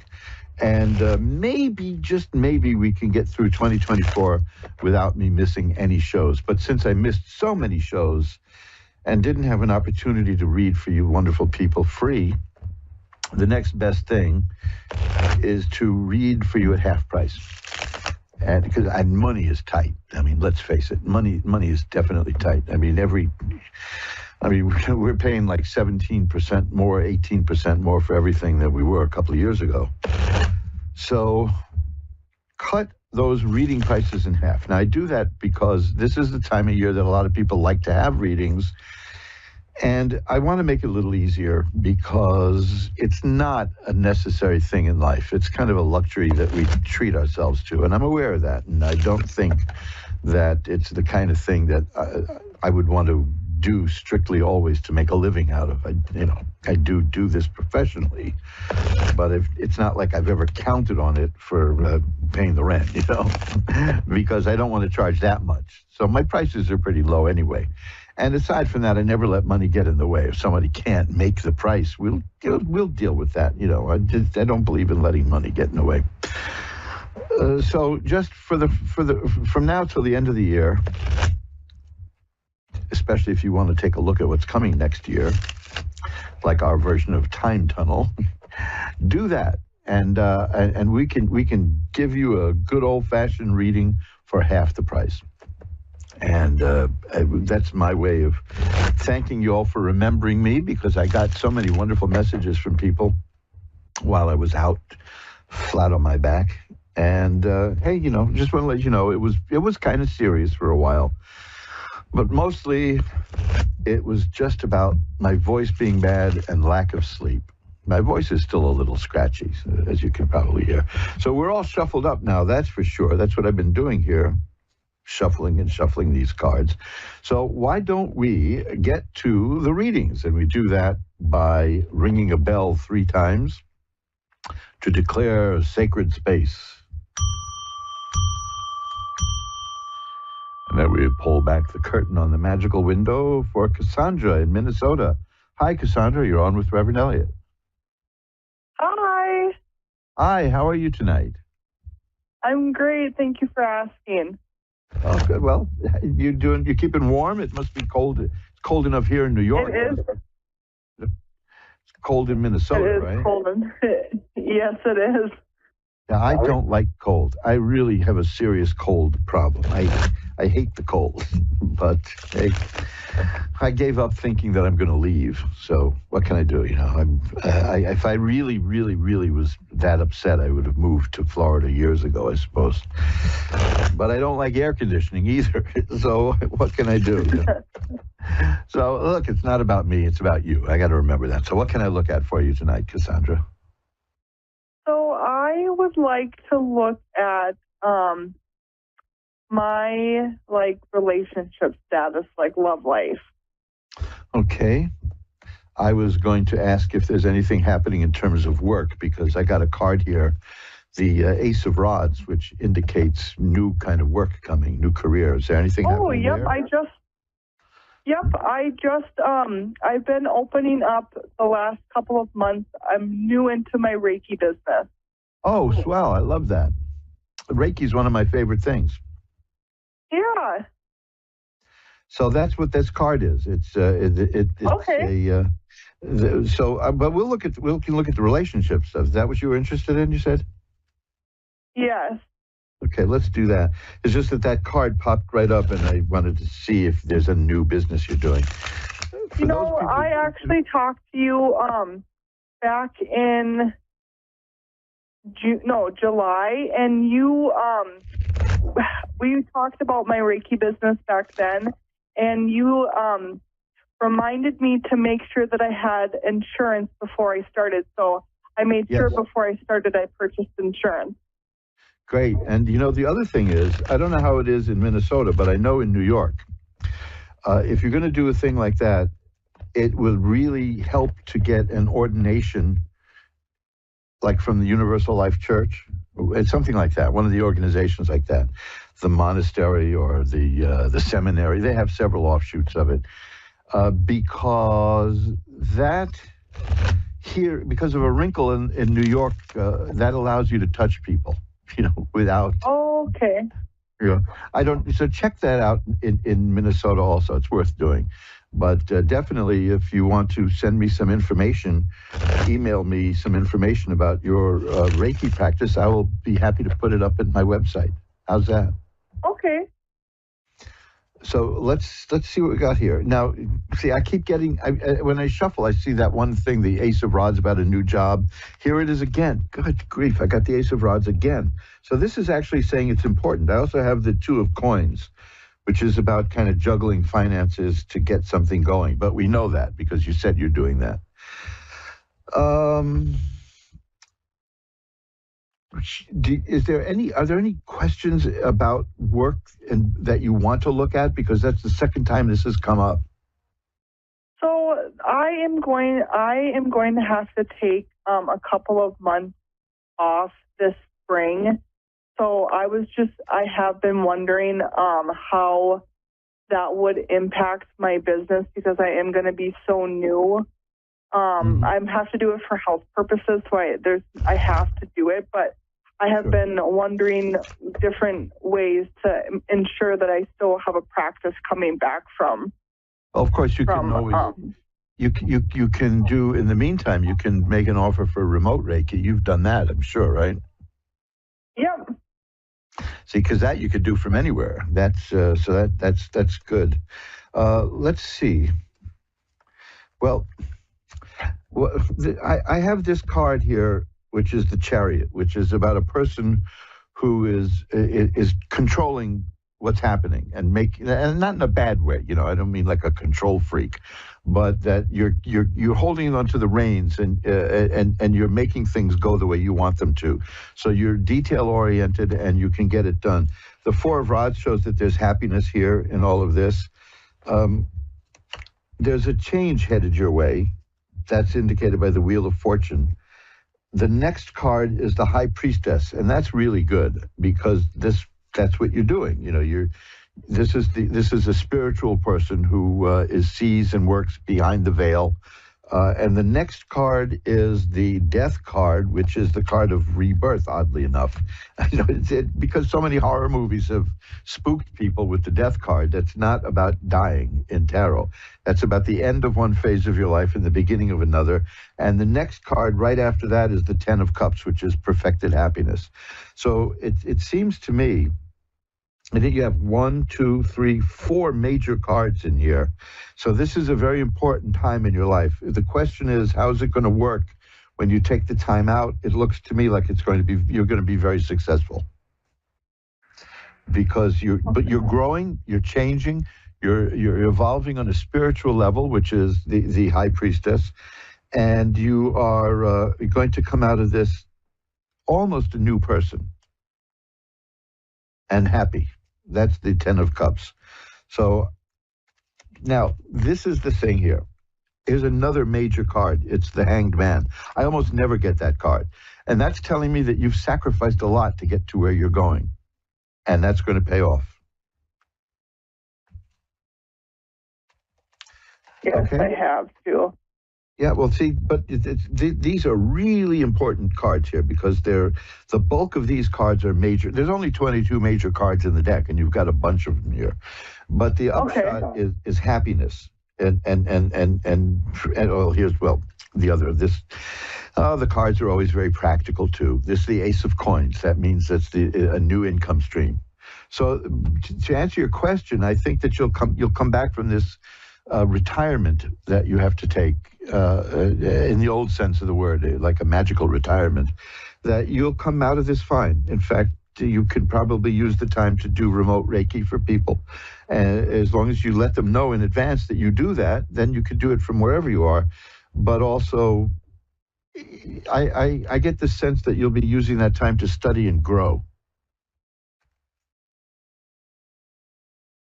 rather than just, like I would just lie around, but now this is what's important, because this is going to tie everything together, is the Page of Cups. And at that period, the cups are about emotions and romantic side of life and relationships, and the page is the appearance of something new. The pages are about the actual appearance here on this plane of something, as opposed to theoretical, which would be the Knight of Cups, for instance. So yes, there's going to be an emotional rebirth and very strong likelihood of a romance for you in the Page of Cups here. Okay, that's all going to be triggered after you come back. How's that sound? Okay. Now, see, that's in keeping with the kind of stuff that I've been getting lately when I look at cards, which is that we've been going through some rough times, and there's more rough times coming, but we're going to come out of it okay. You're going to come out of this with a new relationship and new money. That's what I see. That sounds awesome. And one last thing here, which is the sun. Now, because I didn't ask you to, and I don't want you to, if you don't wish to, go into any details about why you have to take this time off. But the sun is a card about healing and health and growth. So there you go. And that confirms what I said, which is you're going to take that time to grow and to learn and do new things. So you're very well placed. I think you're going to do well. And here's the Ace of Cups, which you got the Ace of Cups and the Page of Cups. Now I have no doubt that the period is going to be marked by a wonderful time emotionally for you, and very rewarding in terms of relationships and emotion. So you're headed down a really good path. Here's the World, assured success. These cards are getting boringly good, So I think you're going to be fine. I think you'll be just fine. I like that Sun card, though, that healing and health and growth, because that's what you want to do also for other people. And you're going to have it for yourself, and you're going to share it. I think that's great. Okay? Yeah. Awesome. Thank you so much. Okay, and remember, my email is asktarot@earthlink.net. This goes for anybody listening. That's my email. But I would like you to remember, if you want to send me something. In my link page, I can list your Reiki services whenever you're ready, okay? And that was asktarot@earthlink.net? Earthlink.net, yes. Or okay, you can perfect. find me through Ask One Radio. I'm very easy to find. Okay. Okay. Great talking to you. You too. Thank you so much. I appreciate it. Many blessings. Thank you. Bye-bye now. And let's shuffle them up again. You're listening to Reverend Elliot's Magical Window, the show that asks the question, can he be on the air more than once every 6 months? And the answer, it seems like yes. This is the second time since November, I think. Sharon in Yorktown, New York is next. Hi, Sharon. You're on with Reverend Elliot. Hi, how are you? Good evening. I'm doing well. How are you tonight? I'm all right. Beautiful. What can I look at for you? Well, I have some past relationship that keeps on crawling up behind me. Can't seem to get rid of them. Oh, man, that is so interesting. Let me tell you, because there's a card I have right here at the top of the deck, which is the Moon, which is a card about the unconscious, but one of the things on that card is it shows a crawfish or a lobster crawling out of the water after a person. So, you just pretty much described the card I was looking at, so. Unbelievable. Yeah, so what would you like to look at in terms of this? Well, is this ever going to resolve for this person? and he's a ghost to me. But apparently, I'm quite apparent like it was yesterday. So let's You can't see. move on. Yeah. You want to move on? No, I have. Okay. It's been quite some time. He can't move on. No. It's been 6 years. It's a little scary. Yeah, I know what you mean. Well, I have the Four of Cups here, which is a card of something that's happening that you don't see. So there's more to this than you know. And here's the Five of Cups is here. Now that's a fascinating card because the cards like you. You know, they respond to you. Five of Cups is a person. Now we're looking at not you, but the situation. This is a person who the card. You'll get why this relates to it. The symbolism on the card, it shows a person looking at three cups that are spilled. And the person is stuck looking at those three spilled cups and doesn't know that there are two other cups right behind him that are not spilled. So the person is not ready to move on. You know, the time will come when that person should turn around and see that there's still a lot of stuff in life. But right now, the person is still fixated on this partial loss, which is the relationship. You've written off the relationship, correct? Oh, gosh, yes. Yeah, okay. Well, that's as written off as it gets. But this person doesn't see it really, then doesn't get it. Now, you know that. So this is just the cards confirming it. This might take a little magical work, to see if you can have somebody move on and move out of your life in a way. Not because it's you doing it, but because that other person is doing it. Let me just see if I can find something here.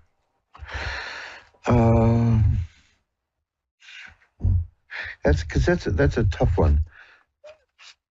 You want to break from this person completely, but you're not being allowed. I've tried meditation, visualizing, cutting it. I've done it all. Wow. It's strange. It's quite strange. This is gonna take a while, and it's not fair to just keep you sitting there while I look at things. So why don't we do this? My email is asktarot@earthlink.net. Send me an email, and by the time I get the email, I'll find something for you that you can do magically, and I'll send it to you, no charge. It's just, I'll tell you what it is and how to do it, okay?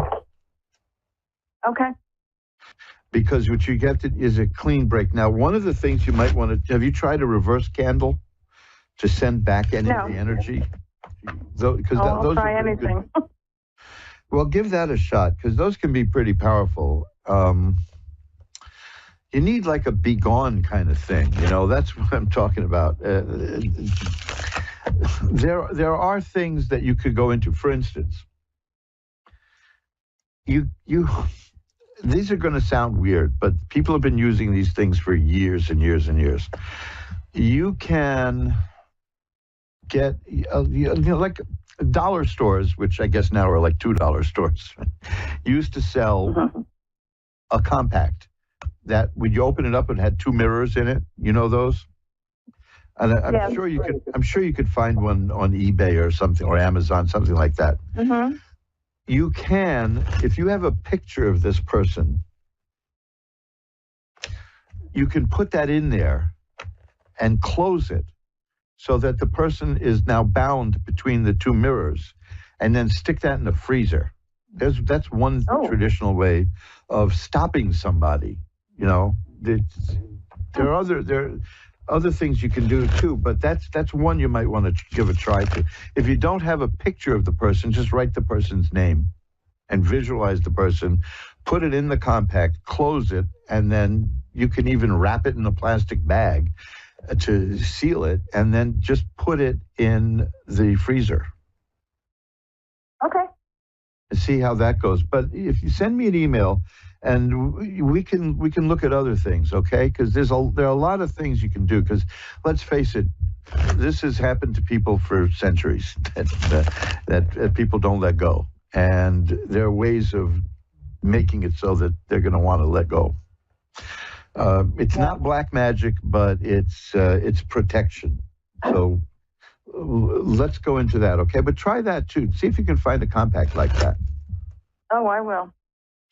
Okay. So, but get in touch with me, and we'll take a look.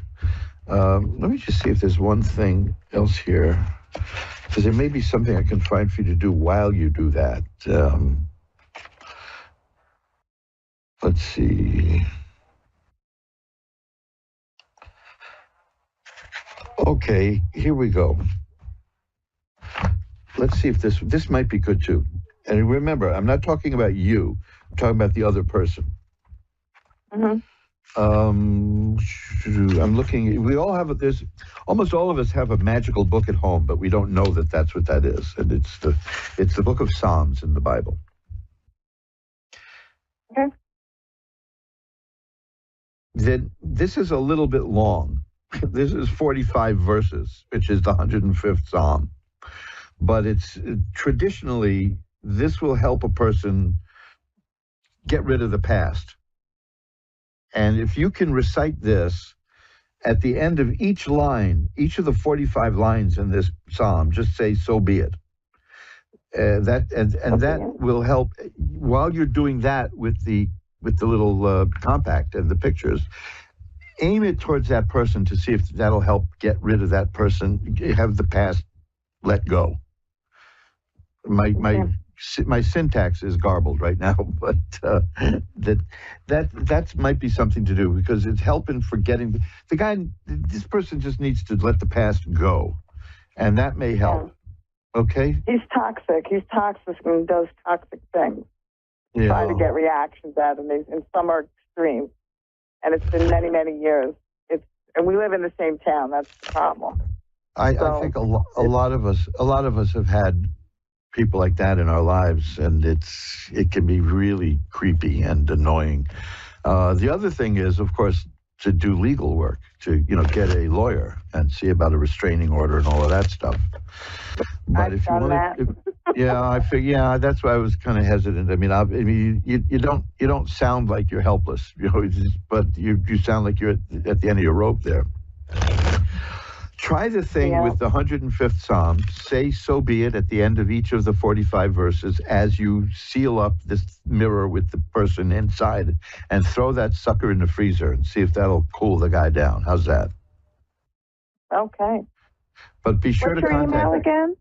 My name's Elliot. Okay, so what's the email? So it's Elliot. ASKTAROT, Ask Tarot, one word, at earthlink.net. That's how long I've been doing this. I've got an Earthlink email. Earthlink.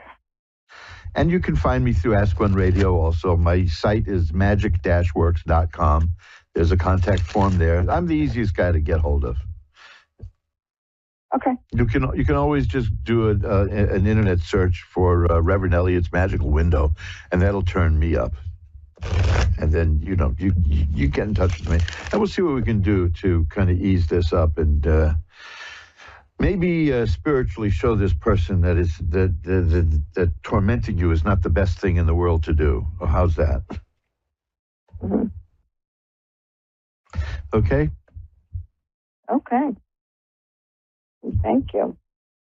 I hope to hear from you, and we'll see what we can do. Thank you so much. Have a great night. Have a great holiday. Thank you. Bye-bye. And we're all shuffled up again. Look at that. We've come halfway through the show here. I made it. I'm still alive. My throat's a little raw. I'm a little... well, I tell you something. That's the other thing about being ill. I have a tendency to dehydrate. It happens a lot with me. And I take care of that with hydration fluids and all that stuff. But... man, especially if there were periods while I was out sick that I would finally get to sleep and maybe sleep for 12, 15 hours, which is a good thing to do if you're sleep deprived. but you dehydrate. There's always a catch. There's always an angle. So that really blew my throat for a while. So you wouldn't have wanted to hear me. You would the whole show would have been me shuffling cards and you calling in saying what, huh, what. But here we are, and we're back, and we're sliding in towards 2024. And if you want a reading, personal reading from me to find out what 2024 is going to be like, remember, go to magic-works.com, take a look at the prices there. There's a price sheet on the homepage, and then there's also a page just for tarot reading. And then cut that in half, because I've been very bad. I've been very negligent, and I haven't been able to read for people. So let's make it as easy as possible, and we'll do that by running a half-price sale.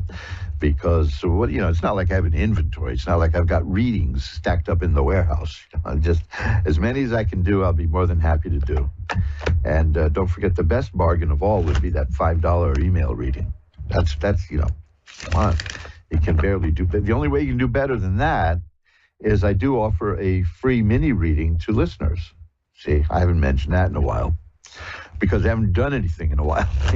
I was so bored to tears, Gosh, I missed you. I miss you all so much. And remember, if you want me to pull a few cards for you, no charge, just a free mini reading, something I offer to the listeners.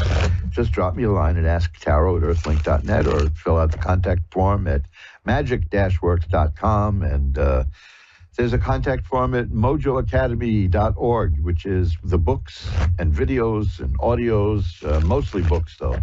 Check that out, because there's a lot of good stuff there. And even there, check out the shaving soap page, because that's a good stocking stuffer, and we're coming around to stocking season. We're in the home stretch, right? It's almost that time of year to put stuff in the stocking. And since I don't sell coal and everybody's been nice, some Mojo Brothers shaving soap might be a good idea. And there's a free shaving brush offer, too. Check that out, too. You should look for the shaving soap at mojoacademy.org. Michelle in Robbinsville, New Jersey is next. Hi, Michelle. You're on with Reverend Elliot. Hi, Reverend Elliot. How are you? I'm doing well. How are you tonight? I'm a little concerned. Uh-oh. Let's see what we can do to make that better. How's that? What are you concerned about, okay, and what can we do about it? Okay, it's a little personal, but I have been bleeding, like period bleeding, but it's been like 14, 15 days. So something's wrong, definitely. Oh, and yeah. I have some pain, and I have an appointment on Monday. I had some issues about 10 years ago, and last October I had a regular checkup, and they said, your cells are irregular again. So I'm just wondering, is this the potential of cervical cancer, or? Well, first of all, you're doing the right thing by seeing a doctor, obviously. Yeah. There's no way you can turn off worries, like that, because that's the way we are. And when something out of the ordinary happens, it's scary. And and I feel for you, because I had my own emergency a couple of years ago, and it's left me mostly blind, which is something I don't talk about often, but it's annoying. But it's hey, at least we there's a lot of stuff that doctors can do. I'm not a big fan of Western medicine in terms of maintaining health, but I look upon them as really good if you need like a good biological plumber. They know what to do. They can set bones. They can deal with things that are out of the ordinary, and they can help out a lot. And hey, they've kept my eyes from deteriorating, so that's good. But you can't help but worry about things. So don't apologize for thinking that your imagination is running away with you there, because you have every reason to be concerned. But I'm glad that you're doing something about it, and that's important. I will, of course, after the show, I'll light a candle to send positive energy your way. Now, let's just see what the cards are showing for you. Okay, good cards. the first card is the Star, which is a card of optimism. That's good. That's a very good thing. There's reason to be optimistic here. The Ten of Cups is there. I had that earlier for somebody. That's a card of happiness, a good happiness. Now, the next is the Ten of Rods, which is about bearing a heavy burden, which is telling me that this is a very difficult time for you. The next card is, and I'm so happy that this is there, is the Sun, which is the card of healing and health and growth. So it looks to me like the positive cards are in preponderance here, and the Ten of Rods is more about feeling overwhelmed than actually being overwhelmed. But there's really no difference between the two, is there? I mean, if you feel overwhelmed, you're overwhelmed, right? So it's a matter of being able to try to relax and control the fears and allow the people who know what they're doing to do it. Of course, you can't be passive. I'm just saying this because I really need to, when somebody talks about a medical thing, that you got to get competent medical care, which you're doing, so that's great. And you don't seem like the person who's reluctant to discuss it, because you're talking to me, a complete stranger, about it. So I have I'm a therapist, so I talk all day to people. Yes, I have no doubt that you'll be able to speak to the doctors too, and not just be a passive patient. I think you're going to come out of this. Not at all. Okay. The last cup I have here, the card is the Ace. Last cup, the card is the Ace of Cups, which is the beginning of all things good emotionally and feeling. It's like the air will be cleared. So I'm seeing there's the card of optimism, the card of happiness, the card of feeling overburdened, the card of healing and health and growth, and a card of good things emotionally happening. So I'm seeing nothing but good stuff here. So let's just keep that positive energy going, okay? Yeah. Perfect. Thank you. So I'm going to light a white candle afterwards to send positive energy your way. And you can always contact me off the air if you need anything else as this progresses. Yeah, I would like a reading. If you want to do that, fine. You know, I mean, aside from this, which is if you want a private reading, let me know, okay? Yeah, I would. Okay, and it's easy to get in touch with me through Ask One Radio or through magic-works.com, or I do everything but skywrite my email out there. You know, I hear from people I haven't heard from in 40 years sometimes. So, you know, are you still that guy? Are you that guy who was so peculiar in school? I said, yeah, I guess that was me, you know. So now let me just tell you one last card here, because this is important. This is really good. This is the Six of Swords. In some decks, that's called science, because it's about getting from where you are to where you want to be using the power of your own mind. So you can do that. You said you're a therapist, right? Yeah. Yeah, so you know how that works. So, but and here again, after all that shuffling, here I have the Star, which is optimism and hope. And then I have the Ten of Swords, which is a card that means the worst has happened and the best, you know, whatever was bad is over. So the bad stuff is fading and the good stuff is coming. Okay, these are good. Thank God, because it's been a hell of a year, Reverend. Oh, yeah. Horrible. Horrible. Yeah, I know the feeling, but you know something, it's going to be better. Here's the Judgment card. That's a great card. That's a person getting what they've earned and what they deserve, and you know it's almost a rebirth. So there's good stuff coming your way. Yeah, it's coming. So hang in there and don't be shy about contacting me anytime you need to. Okay? I won't be. Perfect. Thank you so much, and God bless you. Thank you for all the work you do to heal others. Appreciate it. Well, you know, we heal ourselves too when we do that. So it's you know that too from the because I know. I'm also a medium, so I know. Wow, that can be scary, you know. I've helped lots of people. It's been a blessing. Yeah, but, when it comes to me, you can't always see your own stuff all the time. I get a lot through dreams and stuff, but this came up tonight. I pay great attention to dreams. I mean, dreams are very important. Of course. Let me tell you, I'm just going to mention this, not by way of like a cheap plug, but you reminded me of a book that I have for sale at mojoacademy.org, and other people might be interested because since you mentioned mediumship, and this occurred to me, I have a couple of books out about, not I do, I mean, these are books from many, many, many years ago that I've republished about mediumship, and one of the more interesting of all of them is by a woman named Mrs. Cook, who is one of the more famous mediums in America in the early 20th century, and it's called How I Discovered My Mediumship. And that has been such a great help to so many people that I just wanted to mention that book. Because if anybody's struggling, see, the thing is, and you'll know, is being able to control it and turn it on and off, because you can't have it keep popping up all the time. Oh, no. And I did a lot of work with that because that was really a struggle like 20 years ago.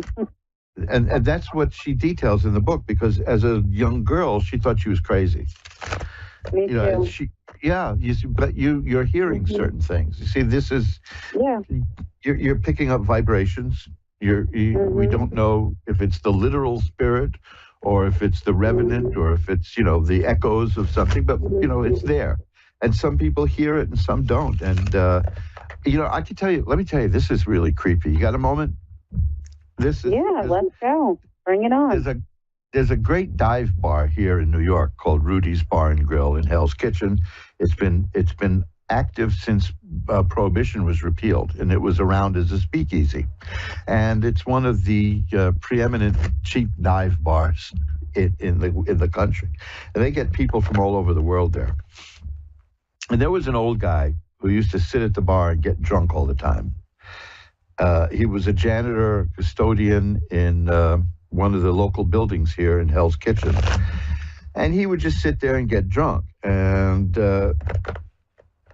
he turned to me one day. Now, those days, this was up until the lockdowns. My wife and I owned a newspaper. We published a newspaper, and we covered the Midtown West area in New York City. And we had the newspaper. And I was in there having a couple of drinks, talking to people, and this guy, Joe was his name, he comes up to me and he says, "Your grandfather is very proud of what you're doing." And I said, "Oh, really?" I said, "Which grandfather?" And he said, "The German grandfather who used to be a publisher." And I could feel the blood draining from my face, because not even my wife knew about that. And the bartender saw me, and he came over and said, "Did Joe just tell you something about your family?" I said, "Yes. How did you know? Was everybody a mind reader here?" He said, "No, you just have that look, because sometimes Joe just tells people things about that." My grandfather, who died in 1925, not 1918. My grandfather died in 1925, so obviously I never knew him. I'm not that old, but I'm old enough. But he was the European publisher of Vogue magazine. Oh, wow. And I don't even think my sister knew that, because my family was very secretive about certain things. And there were certain things about the family that they entrusted to me. And that Joe knew that blew my mind. Now, there's no doubt that he didn't do it. This is a guy who never used the internet in his life. And even if he had, he wouldn't have known what to look up. It's astonishing that he said that. So there are people, and now I think I know years later, I believe he passed on a few years ago, but now I understand why he drank a lot, because he couldn't turn it off, and he couldn't turn it, he couldn't control it. So he just chose a simple life and drank to quiet the voices. Now, let's face it, hearing voices is not something people want to brag about, because you can end up in a straitjacket. Yeah, but right. That's what happened to me at 19, and I thought I would go to the doctor. I said, I think I'm schizophrenic. I was hearing like 6 different voices, Yeah. And they're like, oh, okay. But I was an addict, and I was abusing substances then. And once I got clean and sober, when I turned 20, the voices came with vengeance, and that's when the mediumship really took out. Like, I would just be seeing everybody's dead people, and they would just come, like, the channel opened when I got sober 24 years ago. And it has been like, I've helped hundreds of people because of it. It's been a miracle. It's because of that experience I had with Joe. There's just no way that I can explain that one away. You know what I mean? I mean, even if he was a mind reader and he picked it up from my brain, it's not something that I had consciously remembered until. Right. But he was very simple about, you know, because we had just done a lot of work with the newspaper exposing corruption in the political circles in this area, and he said, your grandfather's very proud of the work you're doing. And then he hit me with that. You know, in fact, the first time I told this story on this show in a little more detail, I kept a recording of that and I stuck it at my website because that's a mind blower. And the people like you who have these abilities to tap into that, it can be very challenging, because the first thing you start thinking is that you're crazy, you know, and like you said, after a while, it comes to you. Well, I'm going to try to get one more. I'm going to try to get one more call in because I just have a few minutes left. But you know, keep me posted on what's going on, okay? I will. Thank you so much, and I'm going to come at you for a reading, and maybe I'll read for you too. Yeah, that would be great. Thanks a lot for calling. All right, have a blessed night. Take care. Thank you. Bye-bye now. Let's just jump right over to Maureen in Burlington, Ontario. So we'll see if we can get you in there at the last minute here. Hi, Maureen. You're on with Reverend Elliot. Hi, Reverend Elliot. How are you tonight? I'm doing well. How are you? I'm just glad to be back. So everything okay with you? Yeah. I just wanted some clarity for my current situation right now. Okay. I've listened to you before on the radio, and I think you're really wonderful. I just wanted to say that too. Thank you.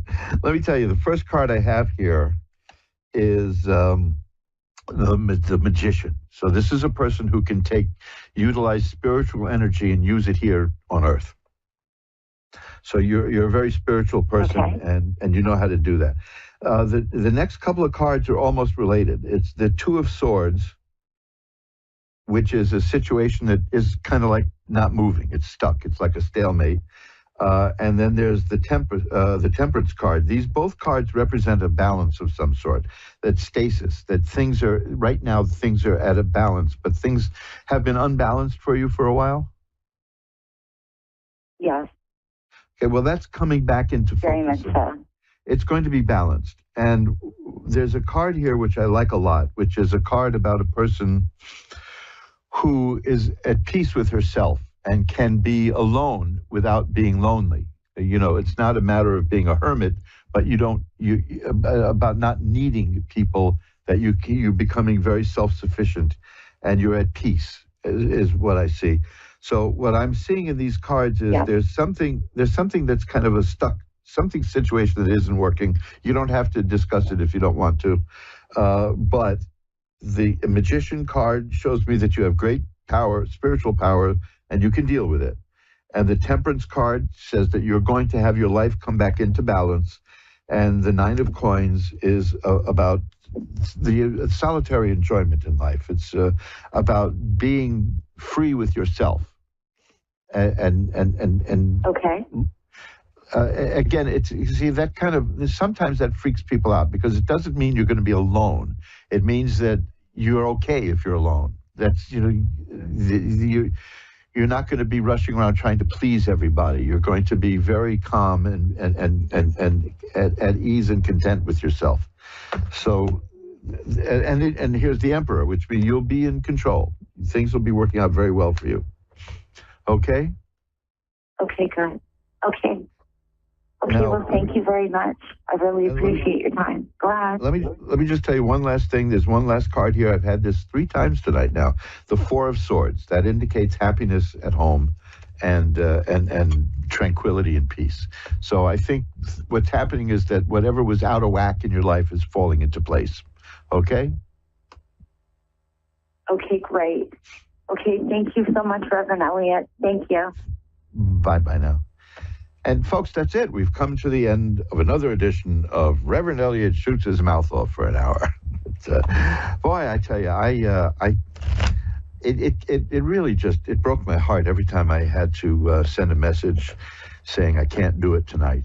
I can't do it tonight because, well, if I didn't have a voice, that would be, I can't do it in sign language until, of course, the day comes when I keep threatening to do this, and I will do this, do the video stuff, but I still get nicely shaved and cleaned up for radio, so I have a feeling that helps, I like to sound ready, but yeah, we're going to be experimenting with video work come the new year.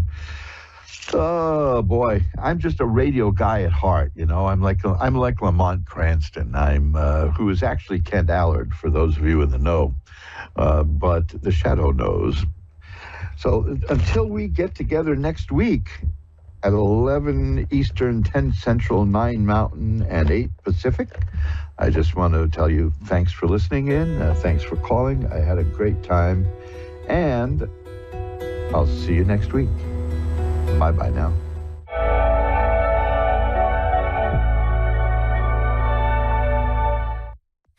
In the silence of my soul, visions clear and spirits call. I embrace my sacred role, standing firm where others fall. Whispers from another plane guide me through the unseen art. In my heart they remain, filling every broken part. I rise, embraced by the unknown, on paths of light that I alone have flown. Gifts revealed in every tone. In this mystic space I've grown. Each message is a stepping stone. My spirit's strength fully shown. In every bone I own my throne. Psychic medium, fully grown. I'm a throne, a psychic medium, fully grown. Embraced by the unknown, on paths of light that I alone have flown. Gifts revealed in every tone. In this mystic space I've grown. Sweet clarity, sweet clarity.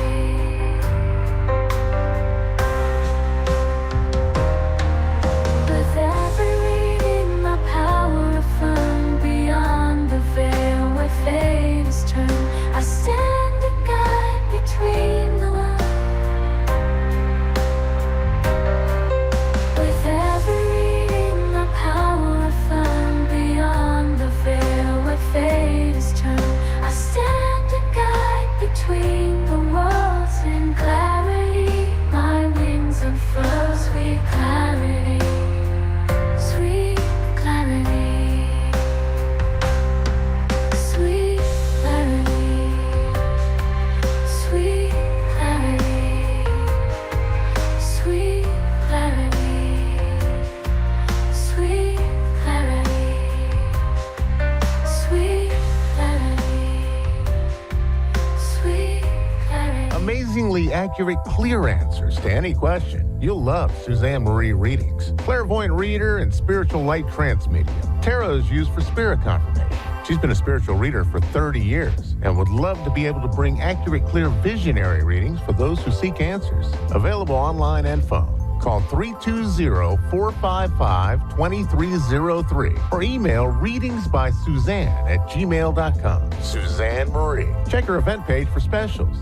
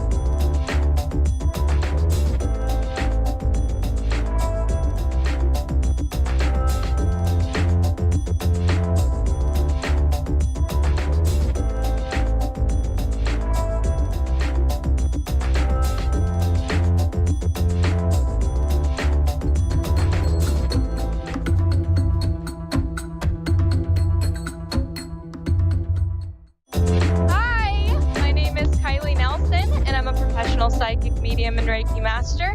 I'm here this evening to let you guys know about what I do, how I heal, and everything that I do for others to help them understand their own journey as a healer or a person who is healing on their own. There's a couple things that I want to do as I introduce myself, as I am moving into international energy and healing others. As I have gotten into my own healing journey, it has been very much a large portion of my life as I've healed others around me. And I've healed myself to almost an extreme level where I never thought I could be. This is why I do what I do, so that I can share this energy with others and also teach others how to heal. So, starting with a little bit of an understanding, I want to share a little bit of my story and tell who I am. Again, my name is Kylie Nelson. Um, I am a mother full time, and I am a professional psychic medium and Reiki master.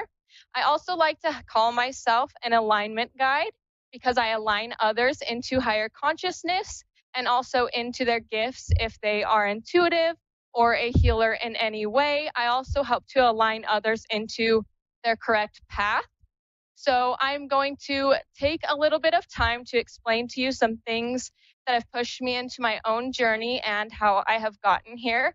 When I was a child, I had a brother that was in very close connection with me, and he ended up passing away at a very young age.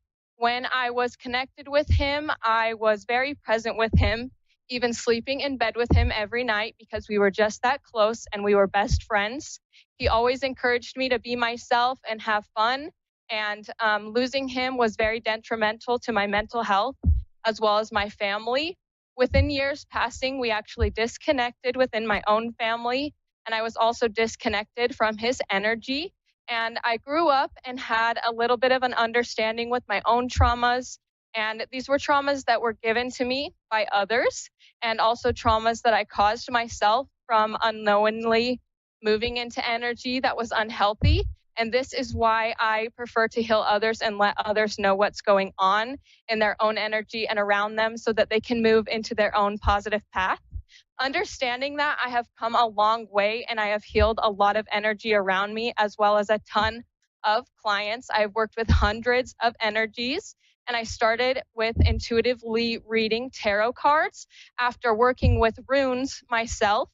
Understanding that I moved into that energy on my own with no one around me to believe in my gift besides my husband was very important, because moving into an intuitive journey is very important to believe in yourself, even if nobody else does.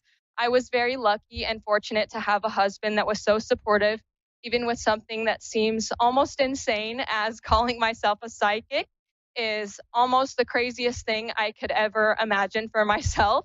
And I always sit in the energy of helping and healing others to understand that you can be comfortable in your own energy even if no one believes you. As in and out of my intuitive journey, I lost belief in myself. And this is the number one thing that I push with my clients. This is the number one thing that I push with everybody, because believing in yourself is the most important part. And you need to celebrate your accomplishments, celebrate your energy, and celebrate how you have healed. It's very, very important to understand sitting in healthy energy is where you need to be as a healer and as a person, so that you can control what is around you. Because when you are on the correct path, when you are on correct energy for yourself, healing yourself and others, God energy, the energy of higher consciousness that flows through all of our bodies here on earth, sits with you and helps you, brings you gifts, as well as spirits that you may connect with, and anyone around you that is sitting with you will also help you align into consciousness. Now, I want to let a couple people know I am very incredibly thankful for the support that I've had, especially with my clients, my collective, and especially this radio network for surprising me and thanking me for being here, and also willing to work with me and giving me a larger platform to heal others. I am very, very thankful. I'm very excited, as this is my first show, and I'm looking forward to do this every single week and healing others as I am. I'm just so incredibly thankful. There's no other way for me to explain it other than thanking the family that I spent time with today, and also my husband, as well as all my clients and the collective energy that I'm looking to heal and that are open to accepting my healing energy. It's very important to understand also that if you are moving into an intuitive journey and you are connecting with intuition, or if you are going to be sitting with a healer, that you are needing to accept the energy. It's really, really important to understand that you have to be open to healing. You cannot sit within a divine energy and choose to not receive it in any way. This would almost be like denying the gift, and this is something that you don't really want to do when you are moving into energy. And I can tell you personally, I have been there. I have been in and out, and there are some understandings I had to come to because there were things that I was receiving. There's energy that I understood where I needed to protect myself. And because I was in doubt, I did not move forward with protecting myself. And my God energy, or the spirits that I worked with, had to work extra hard to show me who I was, what kind of person I could be, and how I actually do heal others so that I could believe in that to also heal myself. As life as an intuitive, or life as a healer, as a psychic, anything you call yourself is definitely about receiving energy, even if you are unaware, as it happens at the same time that life happens. Energy exists at the same time, and it's a world that not everyone is aware of, but it is constant with you and happens at the same time as your day-to-day life. So I'm here to bring awareness to everything and help everybody else heal so that you can connect with yourself, so that you can heal others, and also move your path forward with anything that you want to. That's the most important thing, is you can do anything you want in your life. You can do anything you want with energy, and you can manifest your dream life. Or personally, what I have done is actually not manifested. I have given my spirit team the true realm of control with my energy, and I've allowed my spirit team to use me to heal others and also to guide me into my own path, because I do not ask for anything. And this is one of the main key points that I give others in and out of sessions, because if you are asking your team to guide you and tell you what to do, they will give you the best path. If you are not asking for anything, it will give you a deeper understanding of what you need to learn and things that you would like to have, but you actually don't understand that you want to have them yet, which is very important because your spirit team knows what's best for you. And this is going to be what I push for my clients. I always do that. Even though you have the opportunity and choice to manifest whatever you would like, your spirit team will sit with you, your spirits will sit with you, and they will continually give you what you need, even if you are not asking, as long as you continue to be grateful and aware, especially with an understanding that energy exists at the same time, and also understanding that you are in control. Even if you let your spirit team have control, even if you connect with a specific spirit and let them have control, they are doing what's best for you. And it is actually you in control, because you are giving your control to energy. And this is going to complete the balance of manifesting or bringing anything that you want into your life, as well as understanding things around you. As there may be things that certain energies need to understand, and you may not necessarily know what you need to understand. I also moved into being a Reiki master, which is very important because this is how I heal energy and heal bodies, or energetic bodies, spiritual bodies, and I use the chakra system. This is very important because it helps me read energy as well as energetic wounds that are connected to the chakras. Within a lot of the collective energy that I've read, a ton of my collective has actually had sacral chakra wounds and also root chakra wounds, which is very important to understand that if you break off from those, you will have more belief in yourself, and you will also have more energy to be creative and be connected to energy, as sacral chakras are very much connected. Confirmation. Also understanding if you are connected with your body and not blocked. If there's something that's very important, you will be either needing to repeat it, or you will cough on your words, or you will even burp sometimes as a confirmation to understand that you are correct or that you are aligned. And this is very important to be in your body as well, because your body will communicate with you. Now, I am very connected with energy. I'm very connected with others. But if you have a root chakra blockage, this is going to put you in a system of where you do not necessarily believe yourself. And this may control a lot of self-doubt and also stop you from being able to manifest energy. And sacral chakra blockages will create a blockage so that you cannot connect to creative energy, as well as sexual energy if you are with yourself or a partner. This is why I do what I do, because everyone needs to be connected with themselves, and everyone deserves to be connected with their partners that they wish. Also, I just want to state that I am a healer and I am only looking to heal. And there are a couple things that I just want to let people know. Moving into energy, I'm excited to read publicly. I'm excited to read for my collective and be open for sessions online. But I do want to let everybody know I do not protect anybody who cheats.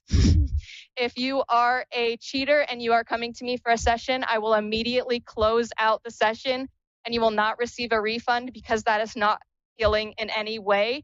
And if you are moving into that energy, unfortunately, that is not going to be healing for you or others. So it's very important to understand, please do not come to me if you are asking for that kind of guidance because that is not healing for you or others. Now, I am going to take a call. I have Elise here on the line. Hi, how you going? Hi, how are you? Yeah, good. That's awesome. That's awesome. So, sorry. Are you ready for a session? I'm ready. Would you I'm like ready. a general reading? Yeah, I don't have anything specifically, to ask, but just would like to know, I guess what is there out there for me? I'm sorry, what whatever was that? you feel. Okay, Just whatever you I feel. I don't really have a specific, yeah. Okay. So I am connecting to your energy body here, and there are a couple things that you need to understand. I'm actually also picking up a grandparent energy. This may be a grandfather, and it may either be the first generation grandfather or a great grandfather. Is brown hair significant in your family line with your grandfather? Brown hair. Yeah. Okay. Yes. So yes. okay. I have an energy. I have coffee energy, and I also have slight disconnection from that. So this energy is a little bit disconnected from you. And I actually am picking up that you are a bit of an intuitive yourself as well. Are you aware of these energies with you? Yes, yes. Okay. So what I'm actually seeing is that just as I spoke here, you actually have a root chakra blockage. As I am a Reiki master, I'm actually going to pull that blockage from you with Reiki. And I'm actually seeing you have a lot of doubt within yourself, or this was placed on you by others. It's very important to understand, listening to others.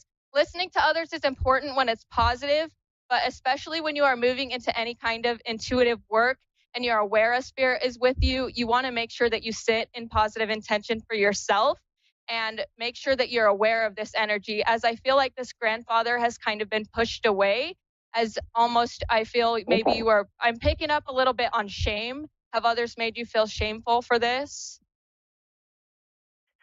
Is this connected to your grandfather? Yeah, I'm seeing, Or just in general? Well, I'm just in general, because I'm seeing your grandfather sitting with you, but he was almost pushed away energetically, and this may have been because he was. If it's who I think it is, he wasn't. He passed away when I was quite young, but he used to be there, but wasn't. Yeah, he was pushed away from. I guess, yeah. Okay. From the intertwinings of family life, he was always he was there, but he wasn't there. I see that. I understand there was a slight disconnection even probably before his passing. Just it seems like he was just really busy in life probably, and he wasn't as connected with you is what I'm feeling. And what I'm seeing is that within your root chakra, you know and are aware of this connection to your grandfather, but you have almost pushed him away yourself energetically. And he's actually sitting with me in this moment to let me know that the energy that you may be receiving from, I'm seeing a third party. So I don't see it's someone that you're connected to, as I see you have a sacral chakra connection to a partner. But there are other energies around you in third party area. And this would just be any other energy you're not connected to, putting doubt on your energy. And because you're intuitive and you're connected to that energy, and allowing that energy as you're open, you are accepting that, and it's actually moved into a sacral, or not a sacral, but that's where you're connected to your partner, into a root chakra wound. So understanding that, I also see that it's connected to your sacral. That may have been why that just slipped up, is because you are supposed to be moving into a creative and connected energy to be connected with him. And he is actually wanting you to paint. Have you been feeling like you need to paint? I've been feeling like I need to do something. I was thinking like a jigsaw, to be honest. Okay. Yeah. Yeah, I do like painting or something creative. Yeah. Yeah. So to connect with your grandfather, I'm actually being told that you need to call his energy a bit more and connect with him more by releasing the doubt that you Because I've been have. trying to more so connect with my grandmother. Okay. It's Your interesting. grandmother. Sorry, you can go ahead. No, it's just interesting that he popped up because, yeah, I mean that was his wife. So Yeah. So I know, but yeah. I see that your grandfather sits with you, but I understand that there are a couple of things that you just need to do to connect fully with this energy. And your grandfather is wanting to reach and connect with you to get you into the creative energy so that you are able to fulfill the connection that you have to be able to receive the other energies that are connected with you. I also do hear he is asking about painting or drawing, or even if you would like to write, if you want to write poetry or a short story, or even just journaling. That's a creative energy as well. But you are supposed to release the doubt that you have and connect with those energies and be aware that they are there so that you can move into the energy of receiving. As I also hear that you are clairvoyant as well and clairaudient. So you may be able to hear with a little bit of work on those skills, and you may also be able to see energy in your third eye. So understanding that you're being asked just to create and connect with your creative energy to be able to connect with those energies and receive any information, downloads, or guidance from those two family members. Is there any significance to a butterfly? Just while I have you. I see a butterfly. I also see a blue butterfly. So this may be significance to healing and being free, like free flowing. Yeah. So I'm seeing it's almost as if you're being reminded to be free and to fly, to let go of energy and to freely be yourself so that you can connect with whatever energy you want. Because doubting yourself and doubting your abilities is going to create a blockage so that you are not able to connect to the energy, and your energies will wait until you are ready, and then they will sit with you when you are connected. Okay. So a bit of self-love. Okay. Well, I am so thankful to have you on air, and I am going to take the next caller. Lovely. Thank you. Have a good night.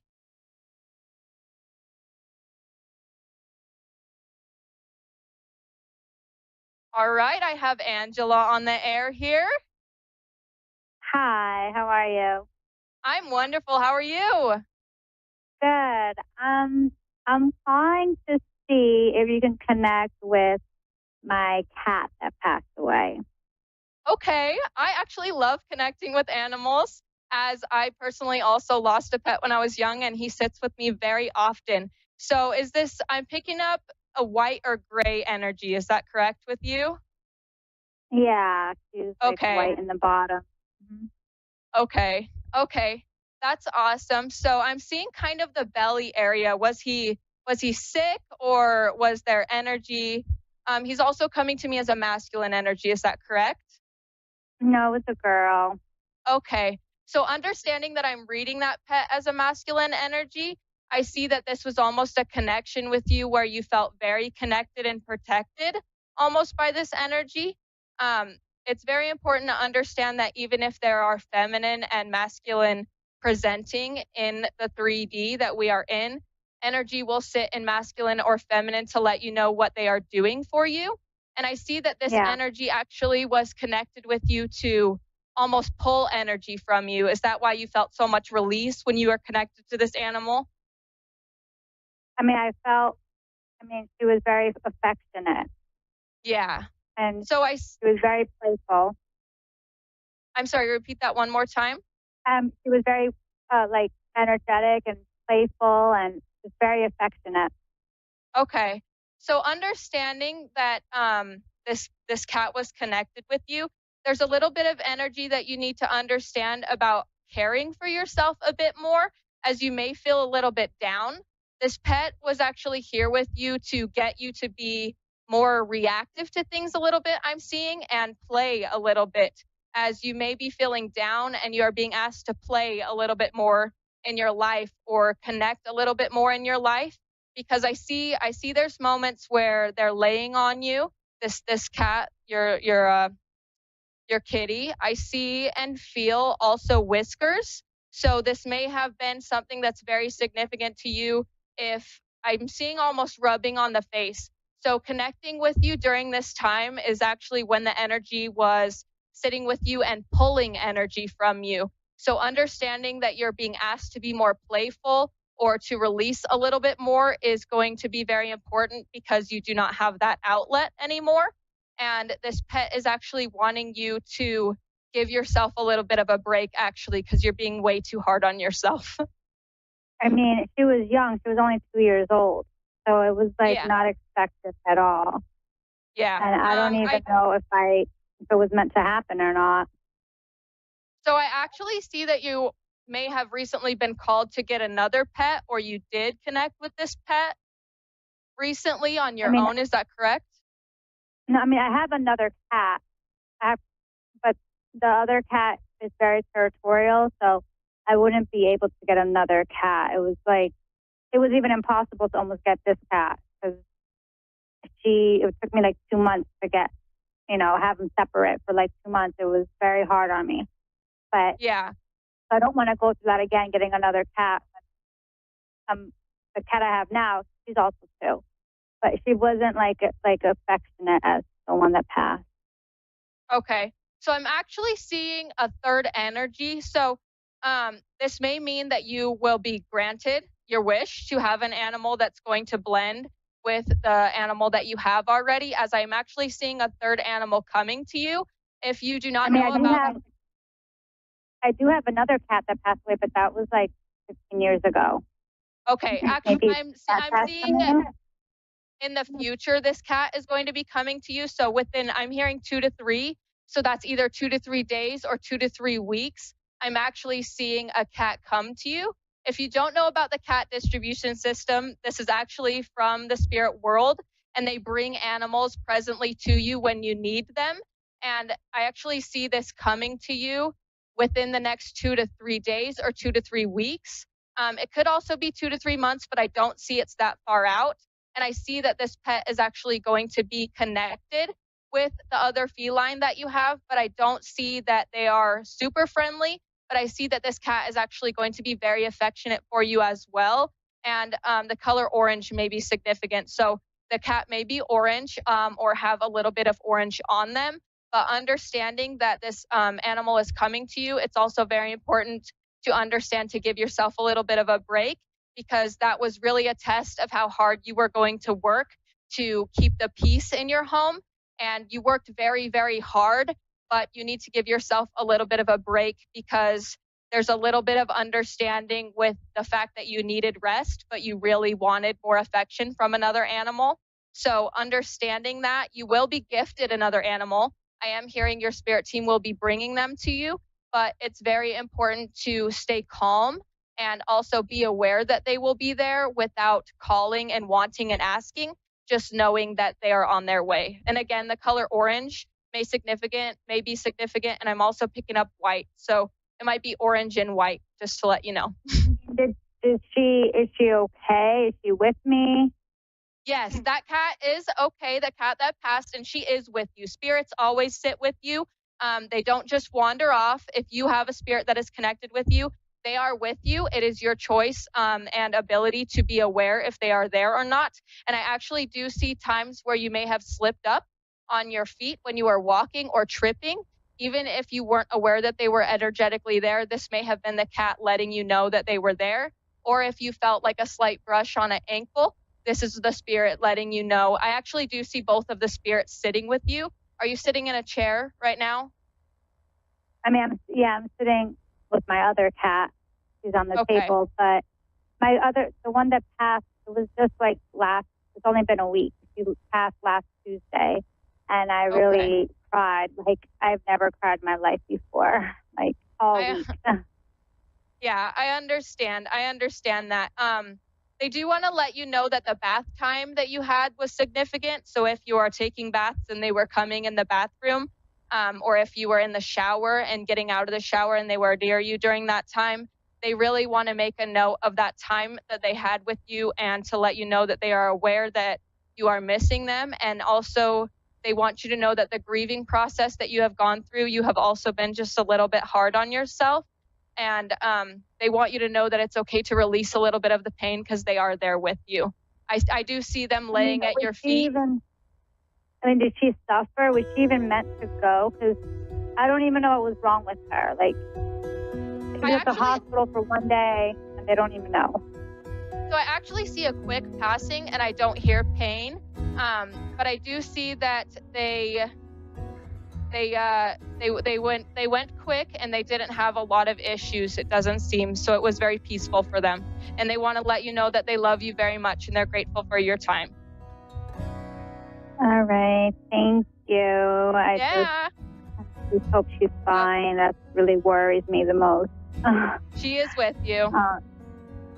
I mean, I know I regret it really bad putting her down. Like, the doctor was pushing me and pressuring me, saying, you have to do it. I'm like, I'll bring her home. She can die with me at home. She's like, no.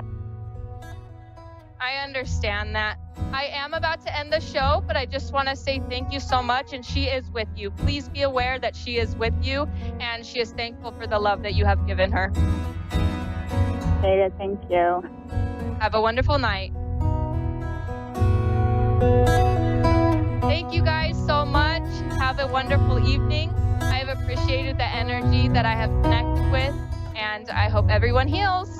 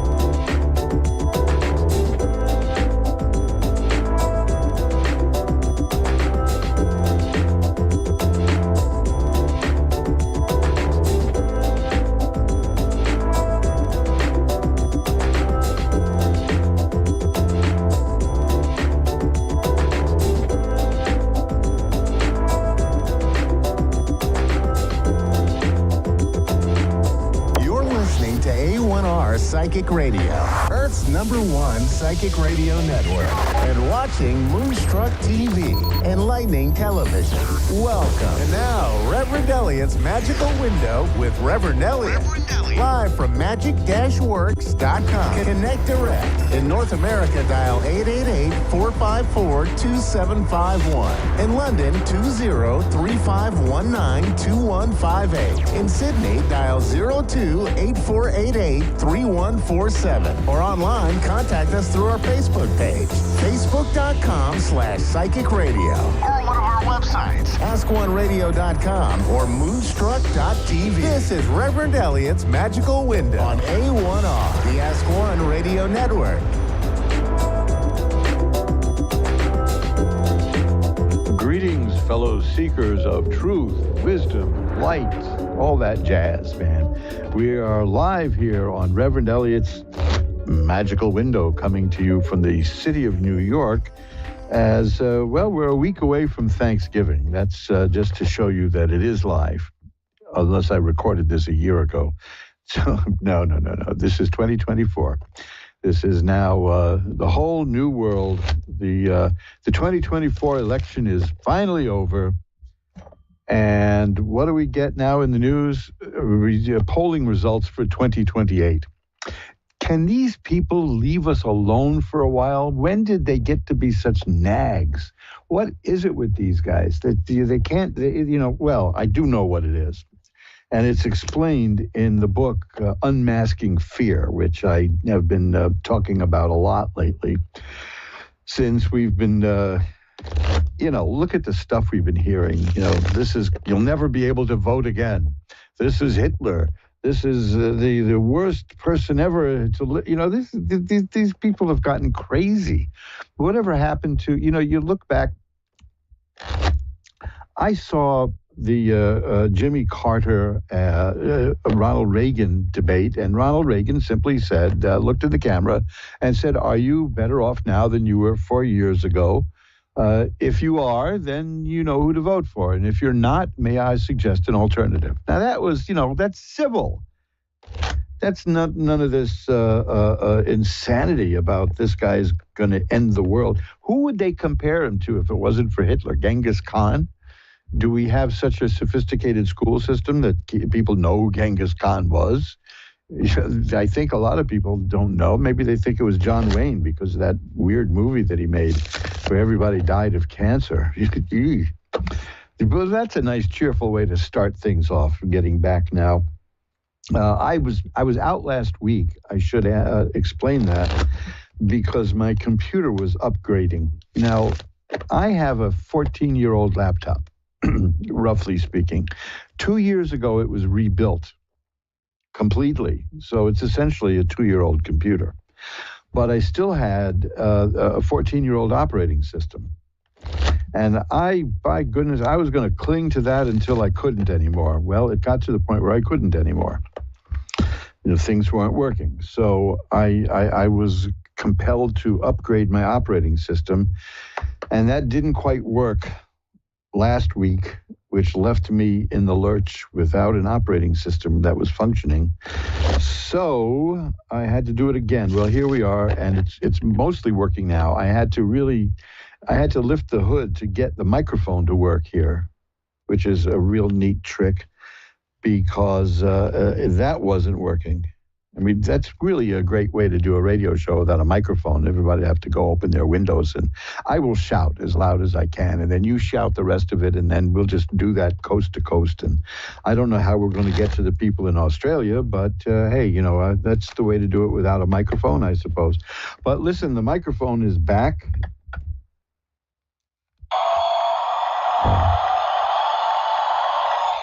And I can hear me, and I can hear you, and we are going to do an hour of tarot reading.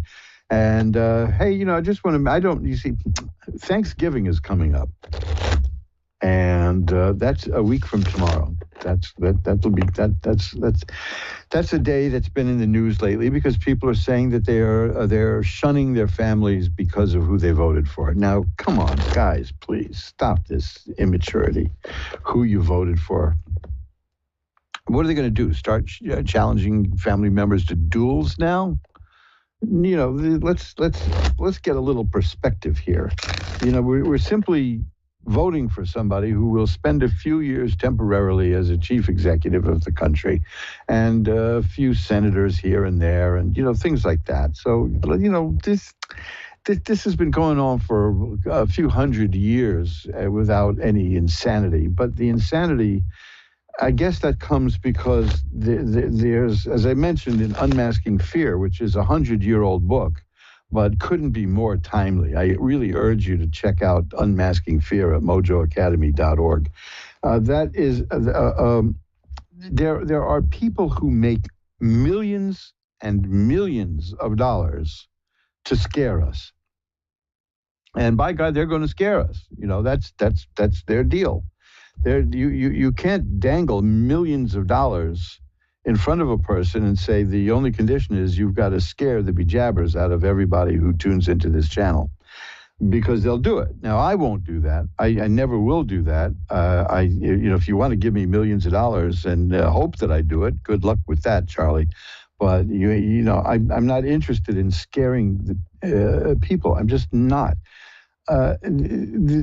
The number of people who are cracking up over this is remarkable, because we've been told repeatedly that if a certain person wins, and that certain person won.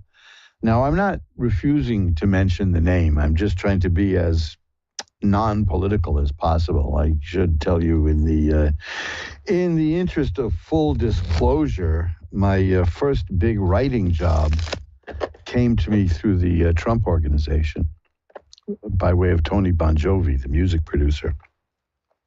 But it was cleared by the Trump people at the Trump Plaza Hotel now, and that writing credit opened up my whole career, my whole writing career, such as it was. And I can tell you, I am very proud of something. I've sold a number of screenplays, and I'm proud of one thing, which is. I'm patting myself on the back for something so trivial. Did you know that according to the Guinness Book of Records, and then we'll get back to Thanksgiving, according to the Guinness, you see what happens when I don't do the show for a while? I get full of chat, as they say.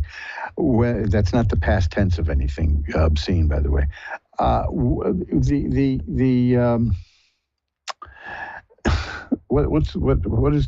can I phrase this? Well,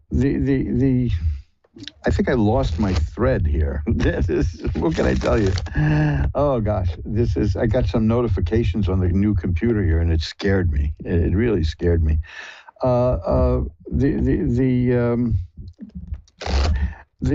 whole thing was that, what I was proud of. Geez, because it's so trivial, even I forgot it in mid-sentence. Look at that. 93% of movies in the English language, according to the Guinness Book of Records, contain one line, and one line in them. This line is in 93% of English language movies. It's one line of dialogue. Now, I didn't know this at the time that I was writing, but I didn't use that line, as far as I can remember, in anything I wrote. It just didn't feel right anyway. But just next time you watch a TV show or you watch a movie, keep this in mind. 93% of movies and television shows, everything like in the English language that's entertainment, has this line where one character will look to another one and say, "Let's get out of here." You can do a Google search or go to, at YouTube. You can look it up at YouTube. Some brave soul. One guy has a compilation of 51 instances of people saying, "Let's get out of here," all the way from Bringing Up Baby to Grease to Butch Cassidy and the Sundance Kid. I mean, that line is everywhere. It is ubiquitous to the tune of 93%. And that's, that's just so bizarre that they do that.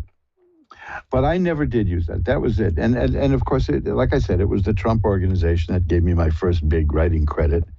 And from there on in, the sky was the limit. And I got to be tortured by producers of all kinds of stripes, and got to spend a lot of time meeting with very, very rich people who could have easily picked up the check, but didn't.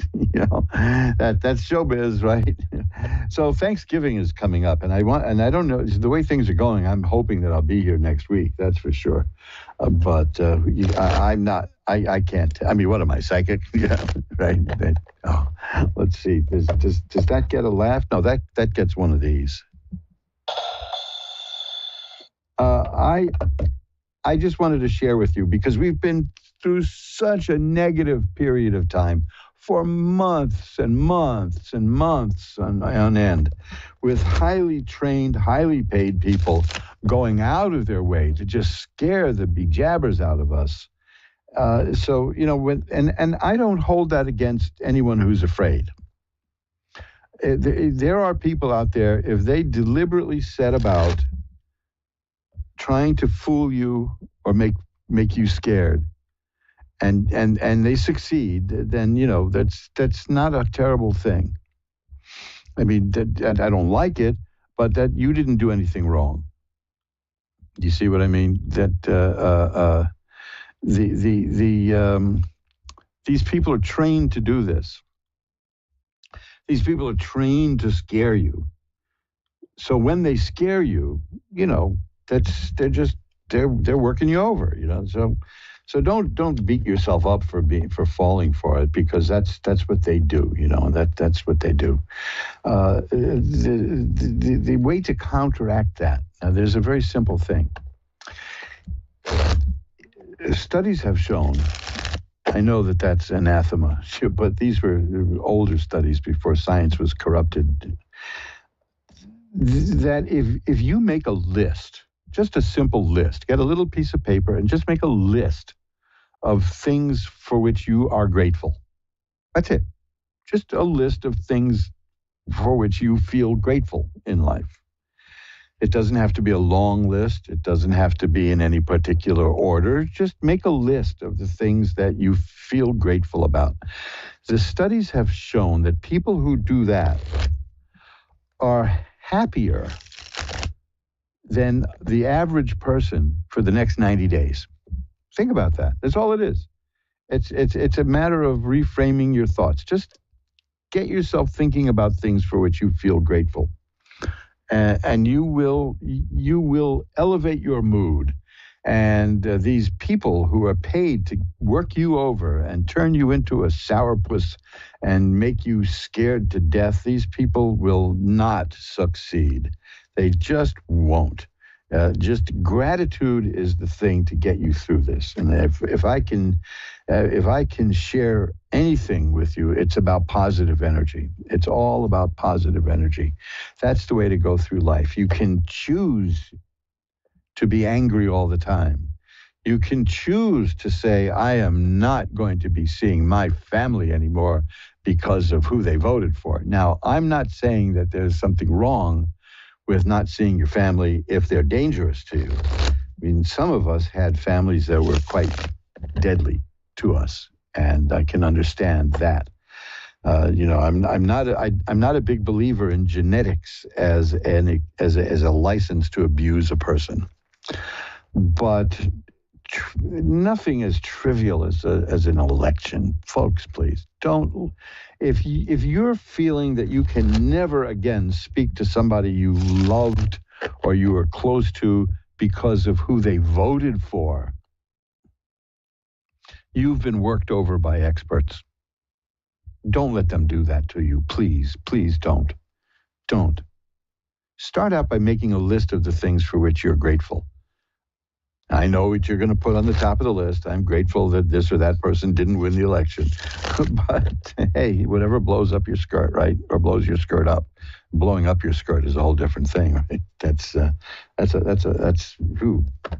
Let's forget that one.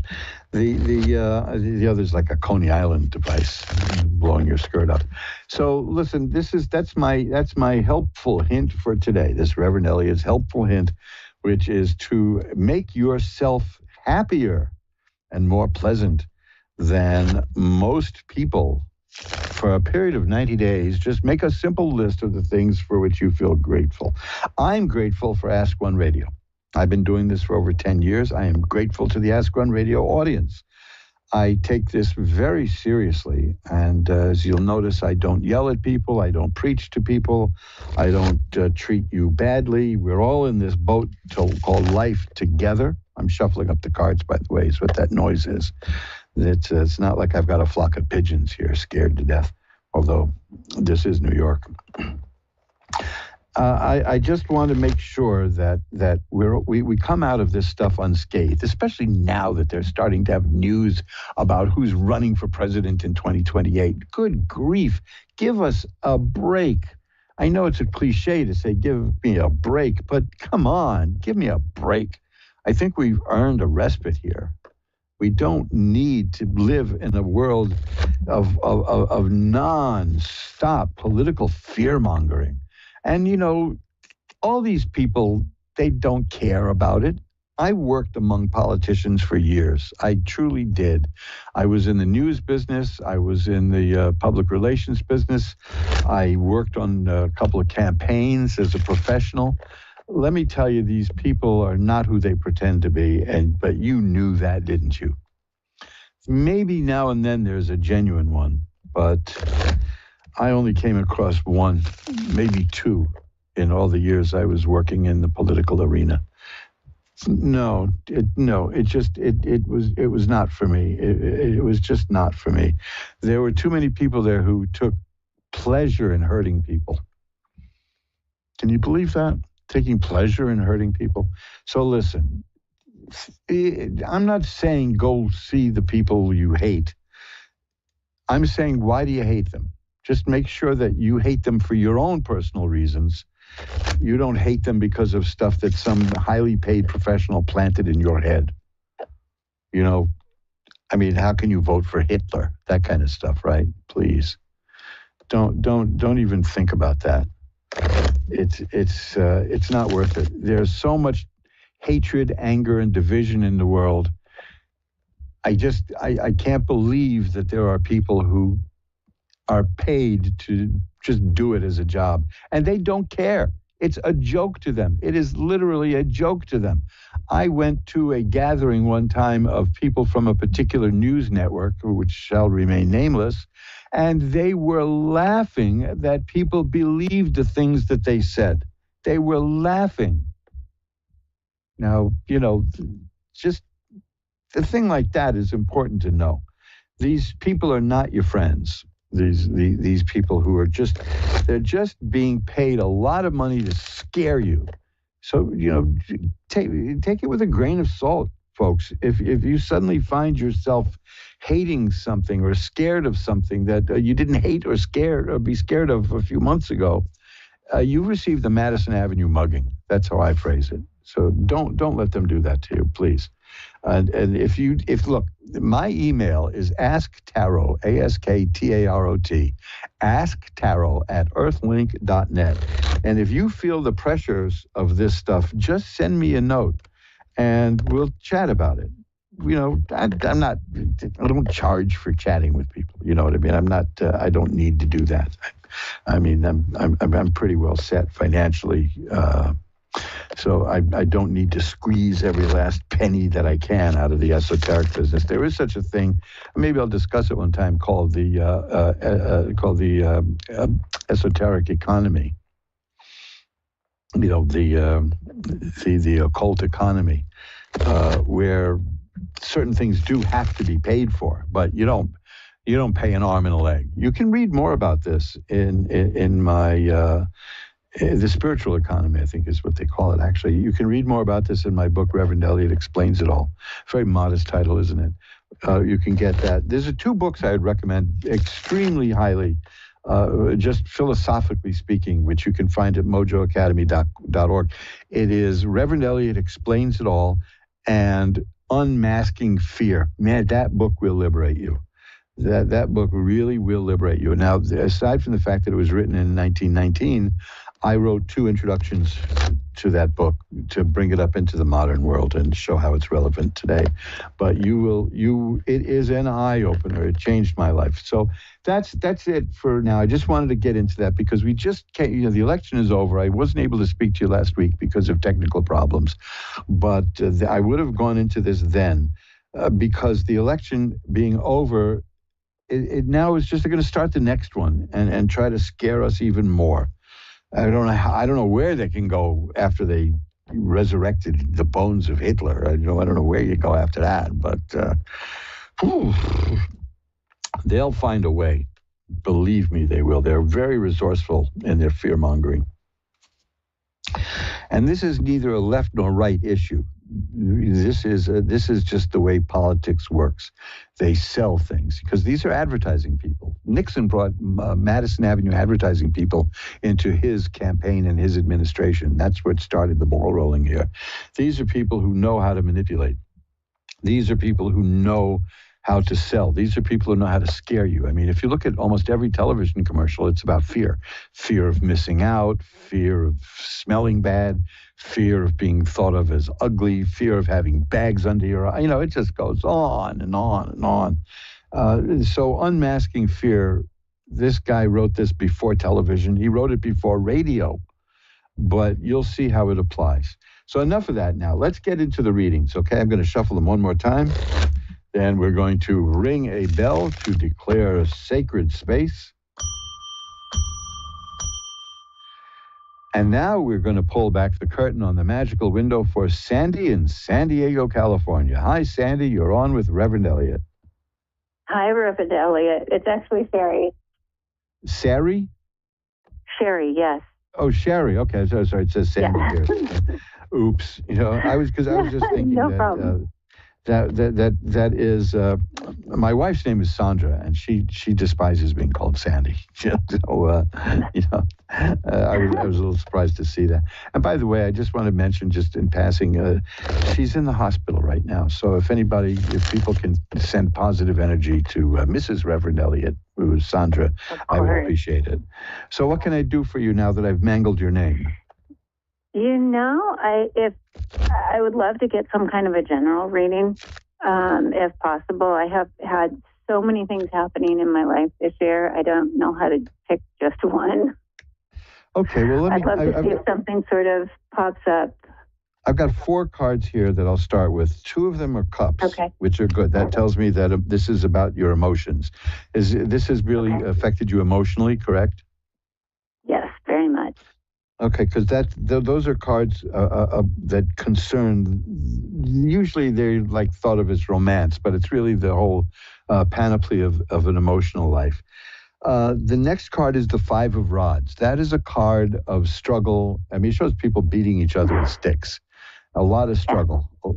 Now, here's the card you're going to like. It's the Wheel of Fortune, which means that things are going to change.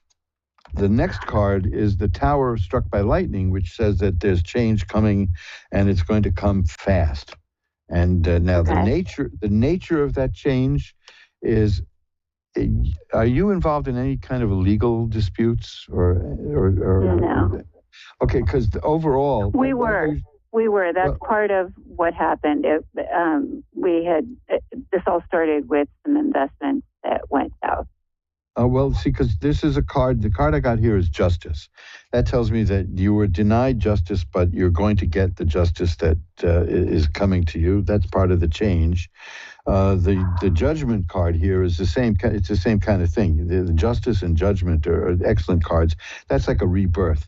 Then there's the 6 of Coins, which is a card of getting money. So it looks to me that you may actually come out of this okay, because things are going to change for the better. The Strength card is here. It validated what I've been feeling. Oh, good. But it's just a feeling. There's a lot of things up in the air.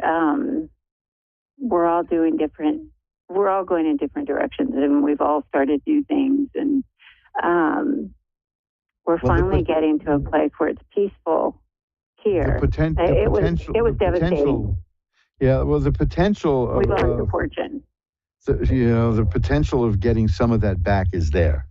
It's... see, now I've got the 5 of Swords here. The 5s in tarot are very bad cards.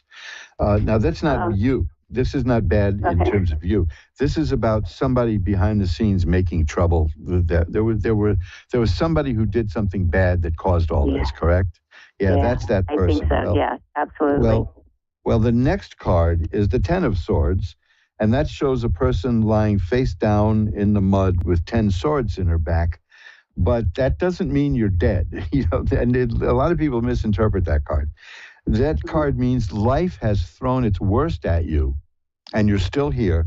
And the implication is that you're going to get up, and you're going to get back in the game, and things are going to work out all right. But you've suffered a bit. That's the Nine of Swords I get. See, but these are all showing. It's been a decade, and it's not just, we went through losing everything, but I've also lost both my parents and my in-laws. In fact, my mother-in-law just passed on my birthday a week ago. Yeah, well, it's there been you a go. lot. Yeah, these cards show me that you put up with an awful lot. Even if you hadn't told me, I see it here. But the cards show again. I got the Wheel of Fortune again after shuffling it up a bit. That says it's going to change. And the Page of Cups is here. That's the beginning of something new in terms of emotions. And the Strength card is here. You're going to you have the strength to deal with this. The King of Cups is here. You're gonna master these emotions. You're going to get through this fine because you have no choice, really. You're that kind of person. You will do it. I'm so happy to see this card. It's the Ten of Cups. Take a look at it. If you don't have a deck of your own, look online for the Ten of Cups. It shows a rainbow and a happy family. And it's just about perfected happiness and joy. You really have this coming, and I also see two cards here about career and work, which is one is the Ace of Rods, which tells me that something new may appear, and the good news is that the Nine of Rods is the next one. That is a person who has been beaten up a bit, been around the block, suffered. I seriously don't have to explain it to you. You've been living it. But the key is that person is prepared. So you're not going to get hurt again because you've been through the mill and you came out. That's what look at the Nine of Rods sometime too. The person is standing there. Okay. And with a bandage on his head or her head in some decks, and is very determined looking. So you're going to come out of it right. The main thing is the person who was who orchestrated all this, is in deep trouble, according to these cards. That was and you'll come out okay, but you've been paying a price. I'm going to light a white candle for you to send positive energy your way because you need it. This is seriously there. One last card is the World, which is assured success. So between the Ten of Cups and the World, which is a major card, you're doing fine. You're going to come out okay. Thank you so much. You really just hit on everything I wanted to talk about. Well, that Ten of Swords is that the bad times are over. So, hooray, right? It feels like it. It felt like it. I feel like I'm walking into something different. And then, like I said a week ago, my mother-in-law died. Both my mom and my mother-in-law died on my birthday. Oh, dear. That's. So, and they died in basically the same way. It's almost as if they chose exactly when they wanted to leave. And I don't quite know what to make of that. Well, there's maybe it's something that you want to meditate on and consider. I'm choosing to believe it's because of their love for me that they chose that day. I don't know. We had very special bonds, and I don't know. I think it's because of love, but. Well, there are people on Ask One Radio who specialize in afterlife contacts. You may want to check out askoneradio.com and see if there's somebody there who interests you and either contact them off the air or try to get on the air with them. How's that? Oh, very cool. That's very cool. Elliot, thank you so much. I couldn't have asked for a better reading. My pleasure, and it's your reading, so it's really nothing that I'm doing, but I certainly appreciate the thought. You really dialed into it. I appreciate it so much. Thank you. It's nice to hear. Best of luck to you. Bye bye. Thank you. Bye bye. And let's shuffle up the cards. We're halfway through Reverend Elliott's magical window, and we've only had one call, and that's because I was a blabbermouth at the beginning. But gosh, these cards, people can give me a brief outline of what's going on in their life, or they can tell me nothing. And I've learned that the cards will show it. It's very rare that the cards blank up on me. I think that happened once in over 10 years that I'm doing this here, that the cards I couldn't do it. So I offered to do a reading off the air for the person. The cards may have told me to do this privately. That might have been why it didn't work. But other than that, it works out. Listen, let me tell you again. I've been through a lot of medical stuff in the last year. I'm regaining my health and my strength. The main problem is serious and it ain't going away, but we're dealing with it, and my strength is back. So I'm getting back into doing the things that I wasn't doing, which is doing readings for people. And one of the things that I want to remind you of, because I haven't mentioned it in a long time, because I missed so many shows and because I wasn't up to doing this, is I offer a free mini reading for the Ask One radio audience. You just send me a simple question. I'll give you a 3-card reading on the house. I won't save your email. So that you'll never get any spam or any of that stuff from me. And I will send you a reading. I'll send you a sheet with the reading on it. It generally runs to 2 pages. So, look, I haven't done it in so long. I was thinking, is it 1 page or 2?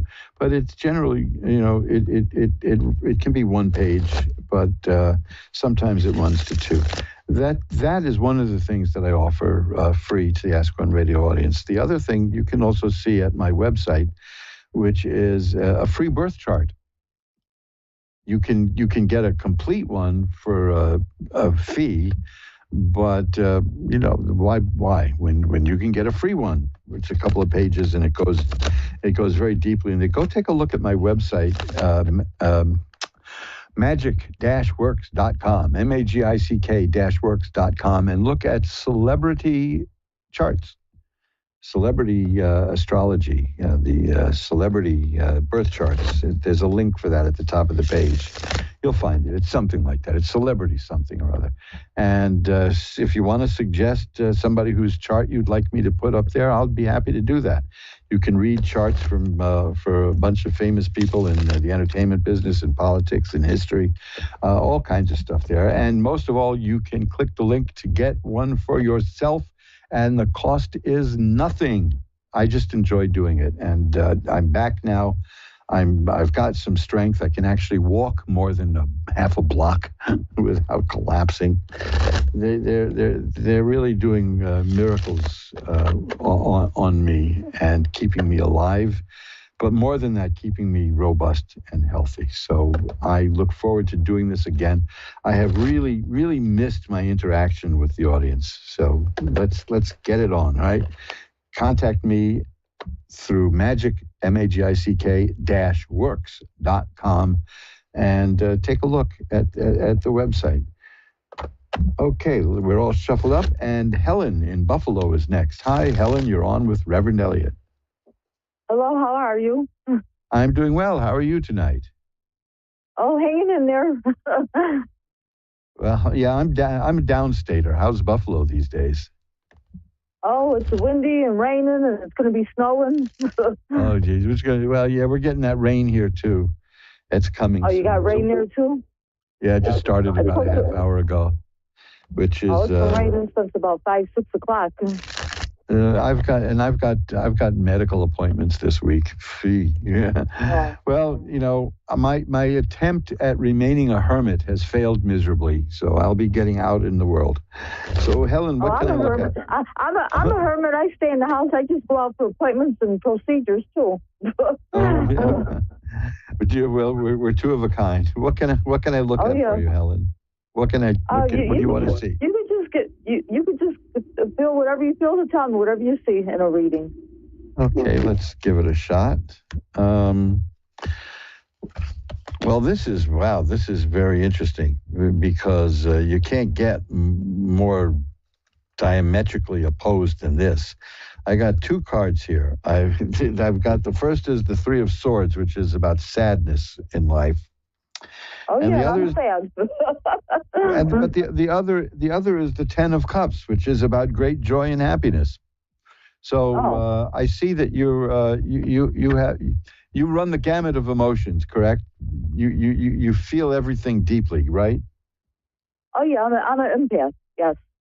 Okay, there you go. So you can pick up the sadness and you can pick up the happiness. And I'm going to tell you something. It's a curse and it's a blessing because I can feel when somebody's lying. I can feel how they are with me, and it's a curse and a blessing. Yeah, it's something that you have to learn to control. Otherwise, it can make you nuts. I know. Oh yeah, I'm learning. Well, maybe it's going to be experience, but I'm seeing that there's duality here because I've got the Two of Swords, which is just like these other two cards. There's a lot of. Is there a decision that you are called upon to be making soon? Oh, I don't know. I don't know. Okay. I have to wait and see. Yeah, I have a feeling that there's something coming your way because I'm getting up and down, hot and cold, left and right. You know what I mean? For every, like here, I've got the Nine of Swords, which is another card of sorrow, and the Ten of Coins, which is another card of happiness and ancestors and knowing your point in the family and all that. You're a very complex person. So I'm going to suggest that the cards are not going to tell me much for you unless you ask a specific question. Okay. Let me see. Well, there's a man that I think about that I can't get out of my mind, but I don't think I'll ever meet him. I don't know if you see me ever meeting him. Well, I mean,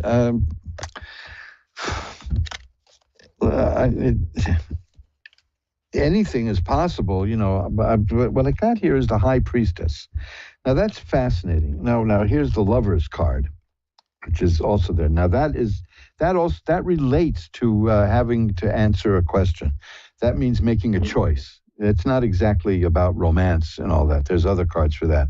But the High Priestess is the card that interests me because the question is, do you think you ever meet him? I think that you might if you use telepathic and empathic devices. If you send thought waves his way, it's possible. Because that's the kind of person you are, right? Yes.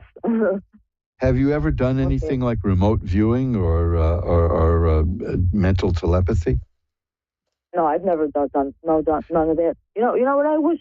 I wish I could read cards in there, but it don't come to me, so I don't know. Well, I think that you have spiritual power. I mean, that we know. We see that in your cards here, and you confirmed it. Mm-hmm. So what you want to do, you can help it along through visualization. So I would have to visualize it happening, and then it would happen? I wouldn't say it would happen, but it would increase the odds of it happening. How's that? Mm-hmm.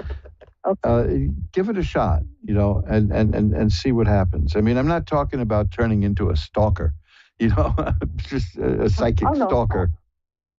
No, I don't. I don't stalk nobody. I don't do that. No. No, but I'm saying reading cards that I have cards of my own, but sometimes I just read for myself. But I would like to read for other people someday. Well, why not? You know, I started out. I used to offer people, I'll read for you, and you pay me whatever you want. You know, and only one person ever stiffed me, and it was nice. And then I started to gain more professional confidence, and I set prices. But my prices are always flexible. You can always. You can always go to, you can bring your cards to, well, you're a hermit like me, so you don't go to parties, right? But you might want to put something on the internet. You might want to put something on Twitter or X, as they call it now, and just announce that you're there. And if people want to contact you, you'd be happy to read for them. See what happens. It's worth doing. I've done that. I've got readings online, so I know, like from TikTok and what's the other one? Good. I can't think of the other one. There's Instagram. another one that's on there too. Instagram. YouTube. Yeah, that's it. Yeah. So Instagram give it a shot. and TikTok. Yeah. There, But yeah, getting back to the person. Huh? I have a whole book about tarot reading and how to get started. I have books too on it. Yeah. Yeah, But I've written. getting back to the other part. You think maybe one day I would meet the person that I want to meet? Well, you're going to have to do something in order to promote that because the person doesn't know about you, right? Oh, they know about me. Okay. Oh, good. Okay. So yeah, keep a positive visual impression going in your mind, and see the two of you. Not that I want to have anything. I don't want to have something romantic with them. I just want to meet. No, them. I understand. I understand. Just visualize yourself talking, and see what happens. Okay. Okay. Do you see Just anything else for me, or? Yeah, I see money in your future. Actually, believe it or not. You were talking about all this. Future? Yeah, I sure do. Hey, I see the eight. You know, you know what their money will do? Their money will take me to meet my person that I want to meet. Yeah, right. Now, there you go. That's how it works. You get everything aimed at your goal. I have the Ace of Coins and the Page of Coins, and that's a very strong indication that there's going to be some money coming your way. So, I can use their money to go on a trip and go meet who I want to meet. There you go. Let me know how it turns out, okay? Okay, what's your name again? Elliot. Elliot, thank you very much for the reading, and God bless you. Hope you get better soon. Thank you very much. I appreciate that. Bye-bye now. Okay, bye-bye. And we're all shuffled up. Let's see if we can get in another call. And Heidi in Spanish Fork, Utah is next. Hello, Heidi. Hi, thank you so much for this reading. Well, that's what I'm here for. So what would you like me to look at? So I've been told that I have, from the other side, that I have a lot of blessings coming my way. I've got a card. confused. I have a card here. I have a card here that shows something coming your way and coming fast. So yeah, why not, right? That sounds great. I feel a little bit vulnerable right now. I mean, little bit being an understatement, but I'm really trying to hold on to what's to come. I'm just a little confused and vulnerable in the meantime. So anything that you could pull would be great. Well, as I said, I do see something is on the way. That's the Eight of Rods, and that means it's imminent. It's coming. What I see is the Eight of Cups, which is that you are going to leave things in your life that aren't working for you and go to things that are working and are better for you. That's what you're working on. And the Six of Rods is a card of triumph and success. And the 10 of Cups is a card of great happiness. So I think that whoever said there's blessings coming your way, yeah. I mean, now I had this card earlier, the 10 of Swords. That means life has thrown its worst at you and you're still here and you're going to get up and you're going to do fine. I mean, these are really positive cards. If you've been through some rough time lately, this 10 of Swords says it's over. That sounds amazing. So whatever is coming fast. It's on the way.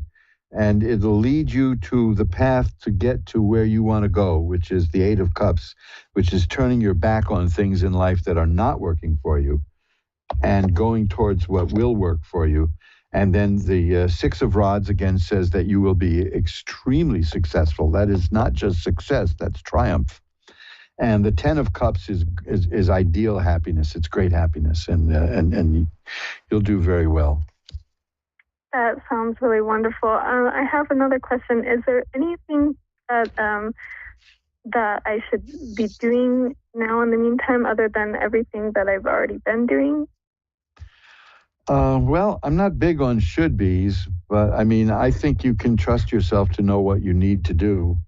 Well, let's see what we get. You know, it's an interesting old expression about Richard Alpert, who was Baba Ramdas, used to say, "I'm tired of people shooting all over me." You know, which is, let's see. So let's see. Well, you're entering a period of change in your life. That's the Wheel of Fortune. Okay. Now the next question will be, of course, is it good change or bad change? You know, that always comes up. And the next card is the World, which is assured success. So it's good change. This is where you're feeling vulnerable right now because you're in a period of flux and change. Things are, I think I sense that you and I are alike that way. I hate change, you know. This is I had this computer for 14 years before I had to upgrade it. You know, I didn't want to change. I like it. You know, that this is not. This is a conservative, small c conservative. If something's working, I'm cool with it. You know, I don't want to change for the sake of change. Some people like change. You know, I read about people who every 2 years move into a new house because they get bored. They can't stand it. This is lunacy. I've been in this apartment for over 40 years. You know, Really? Oh, wow. Yeah. I mean, I don't know how they do that. So, you know, but you're entering a period of change. So you're going to handle it okay, though, because it ends up with the World card, which is assured success. So keep that in mind when you're feeling vulnerable, that the cards showed great success for you, okay? Yes, that sounds great. Thank you so much. I appreciate it. My pleasure. Bye-bye now. And we have a few minutes for one more call. So let's go to Nisha. Hi, Nisha. You're on with Reverend Elliot. Hi, how are you? Hi, how are you? I'm doing well. How are you? I'm doing okay. Great. What can I look at for you? I've got a few minutes left. I'm going through some things, and I'm more worried about my husband. He's going through a court case, and I really need him home with me. I have MS, and I have a rare disease called Mark disease, and I'm terminally ill. And we have an 11-year-old, a 10-year-old, and a 5-year-old girl. So it's really tough. You can use all the positive energy that you can use here. I would open this up to anybody listening who can send any positive energy of any sort your way. To please consider Nisha in Bethesda, Maryland, to send maybe Reiki energy or other kinds of healing energy, just to help get get some energy behind you. How's that? And when I ask the audience to do that, they do it. They sure do it. I'm seeing though that things are going to work out okay for you. Again, I have the Wheel of Fortune, which tells me that the present situation is going to change. The next two cards are highly positive. They're the World and the Six of Rods, which indicate great success. Both of them do. And I have the Eight of Rods, which tells me it's coming soon. The 10 of Cups is you've got all the really good happiness cards here. So awesome. I know how hard it is. My wife and I went through a lengthy court case a couple of years back, and it can be very, very, very. Yeah, because my husband, he's my caregiver, and I have seizures, multiple seizures every other day. It's so hard. It's so hard. My life changed last year, December 8th of 2023. Well, you hear that out there? I want you to see what you can do to send as much healing positive energy towards Nisha, and see what we can do to improve the situation. That's aim it at Bethesda, Nisha in Bethesda, Maryland. How's that? Thank you. I love it. Thank you so much. I will do it too. And I'm seeing positive stuff happening for you.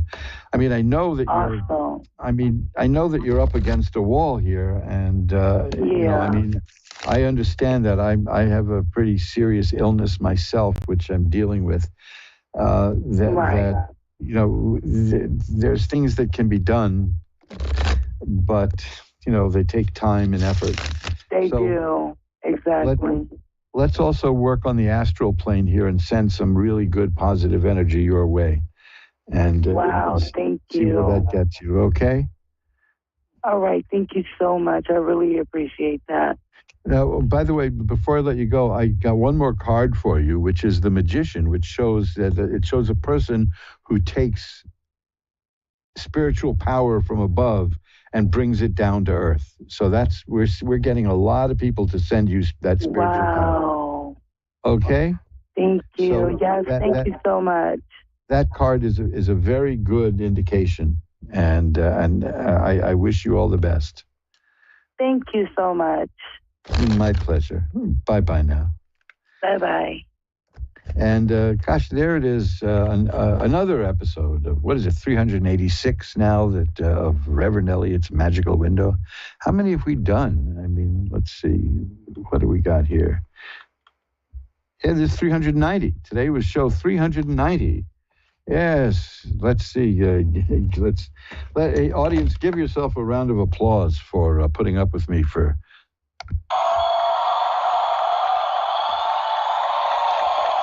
390 shows. Wow.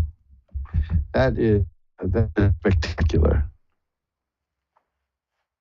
Of course, you know, that's accounting for a lot of shows I missed. You know, there was a period of time. I think that from now on, I'm not going to let going into a hospital get in the way.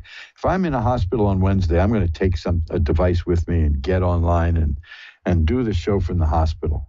I mean, even if I have to drag the doctors and nurses to get readings, by gosh, why not? You know, this is. I hate missing this show. I really don't like doing that. I mean, they wheel me into the operating room. If they could just do it with a local, I could do the show while they're cutting me open. Oh, there's a nice morbid thought, right? That's good. You know, I once wrote, when I was 15 years old, I started to write a short story, which was a blatant ripoff of the Dobie Gillis stories by Max Schulman. Everybody who wants to be a writer starts by imitating other writers. And I always thought that I was pretty clever, you know. And that's the other thing. When you're 15, you always think you're pretty clever.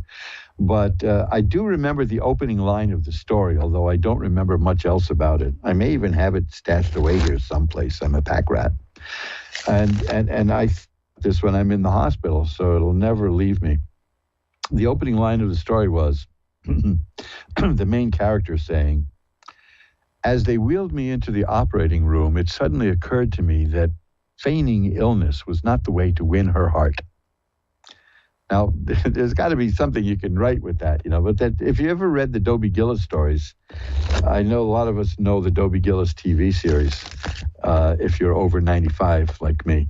But the Dobie Gillis stories are very funny. One was called, the one with the book is called, I highly recommend it if you want to laugh. It's called, I Was a Teenage Dwarf. And there's another one. I don't recall the name of that one. It could be The Many Loves of Dobie Gillis, but I don't recall. So that's it. You know, I want to remind you that you can contact me at my website, through my website, magic-works.com. There's a contact page there, magic-works.com. You can find me on Twitter. Rev Elliot is the handle there. Check me out at Twitter, where I probably have the only Twitter page in the whole world where I don't argue with people, nor do I call people horrible names. So there, that means I have a very limited following, you know. Gosh, but you go to magic-works.com And there is you can click that link to get that free birth chart. Do it. Put my lazy butt to work. I mean, I should have done a lot more shows in these last 10 years. So come on, guys.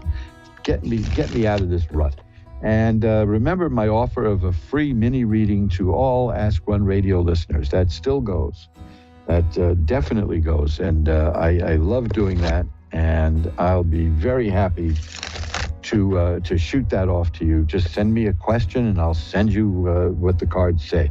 So we'll be back next week right here to go through the cards again. And until then, remember, who you are is the universe's gift to you. Who you become, now that is your gift back to the universe. I'll see you again next week. Bye-bye now.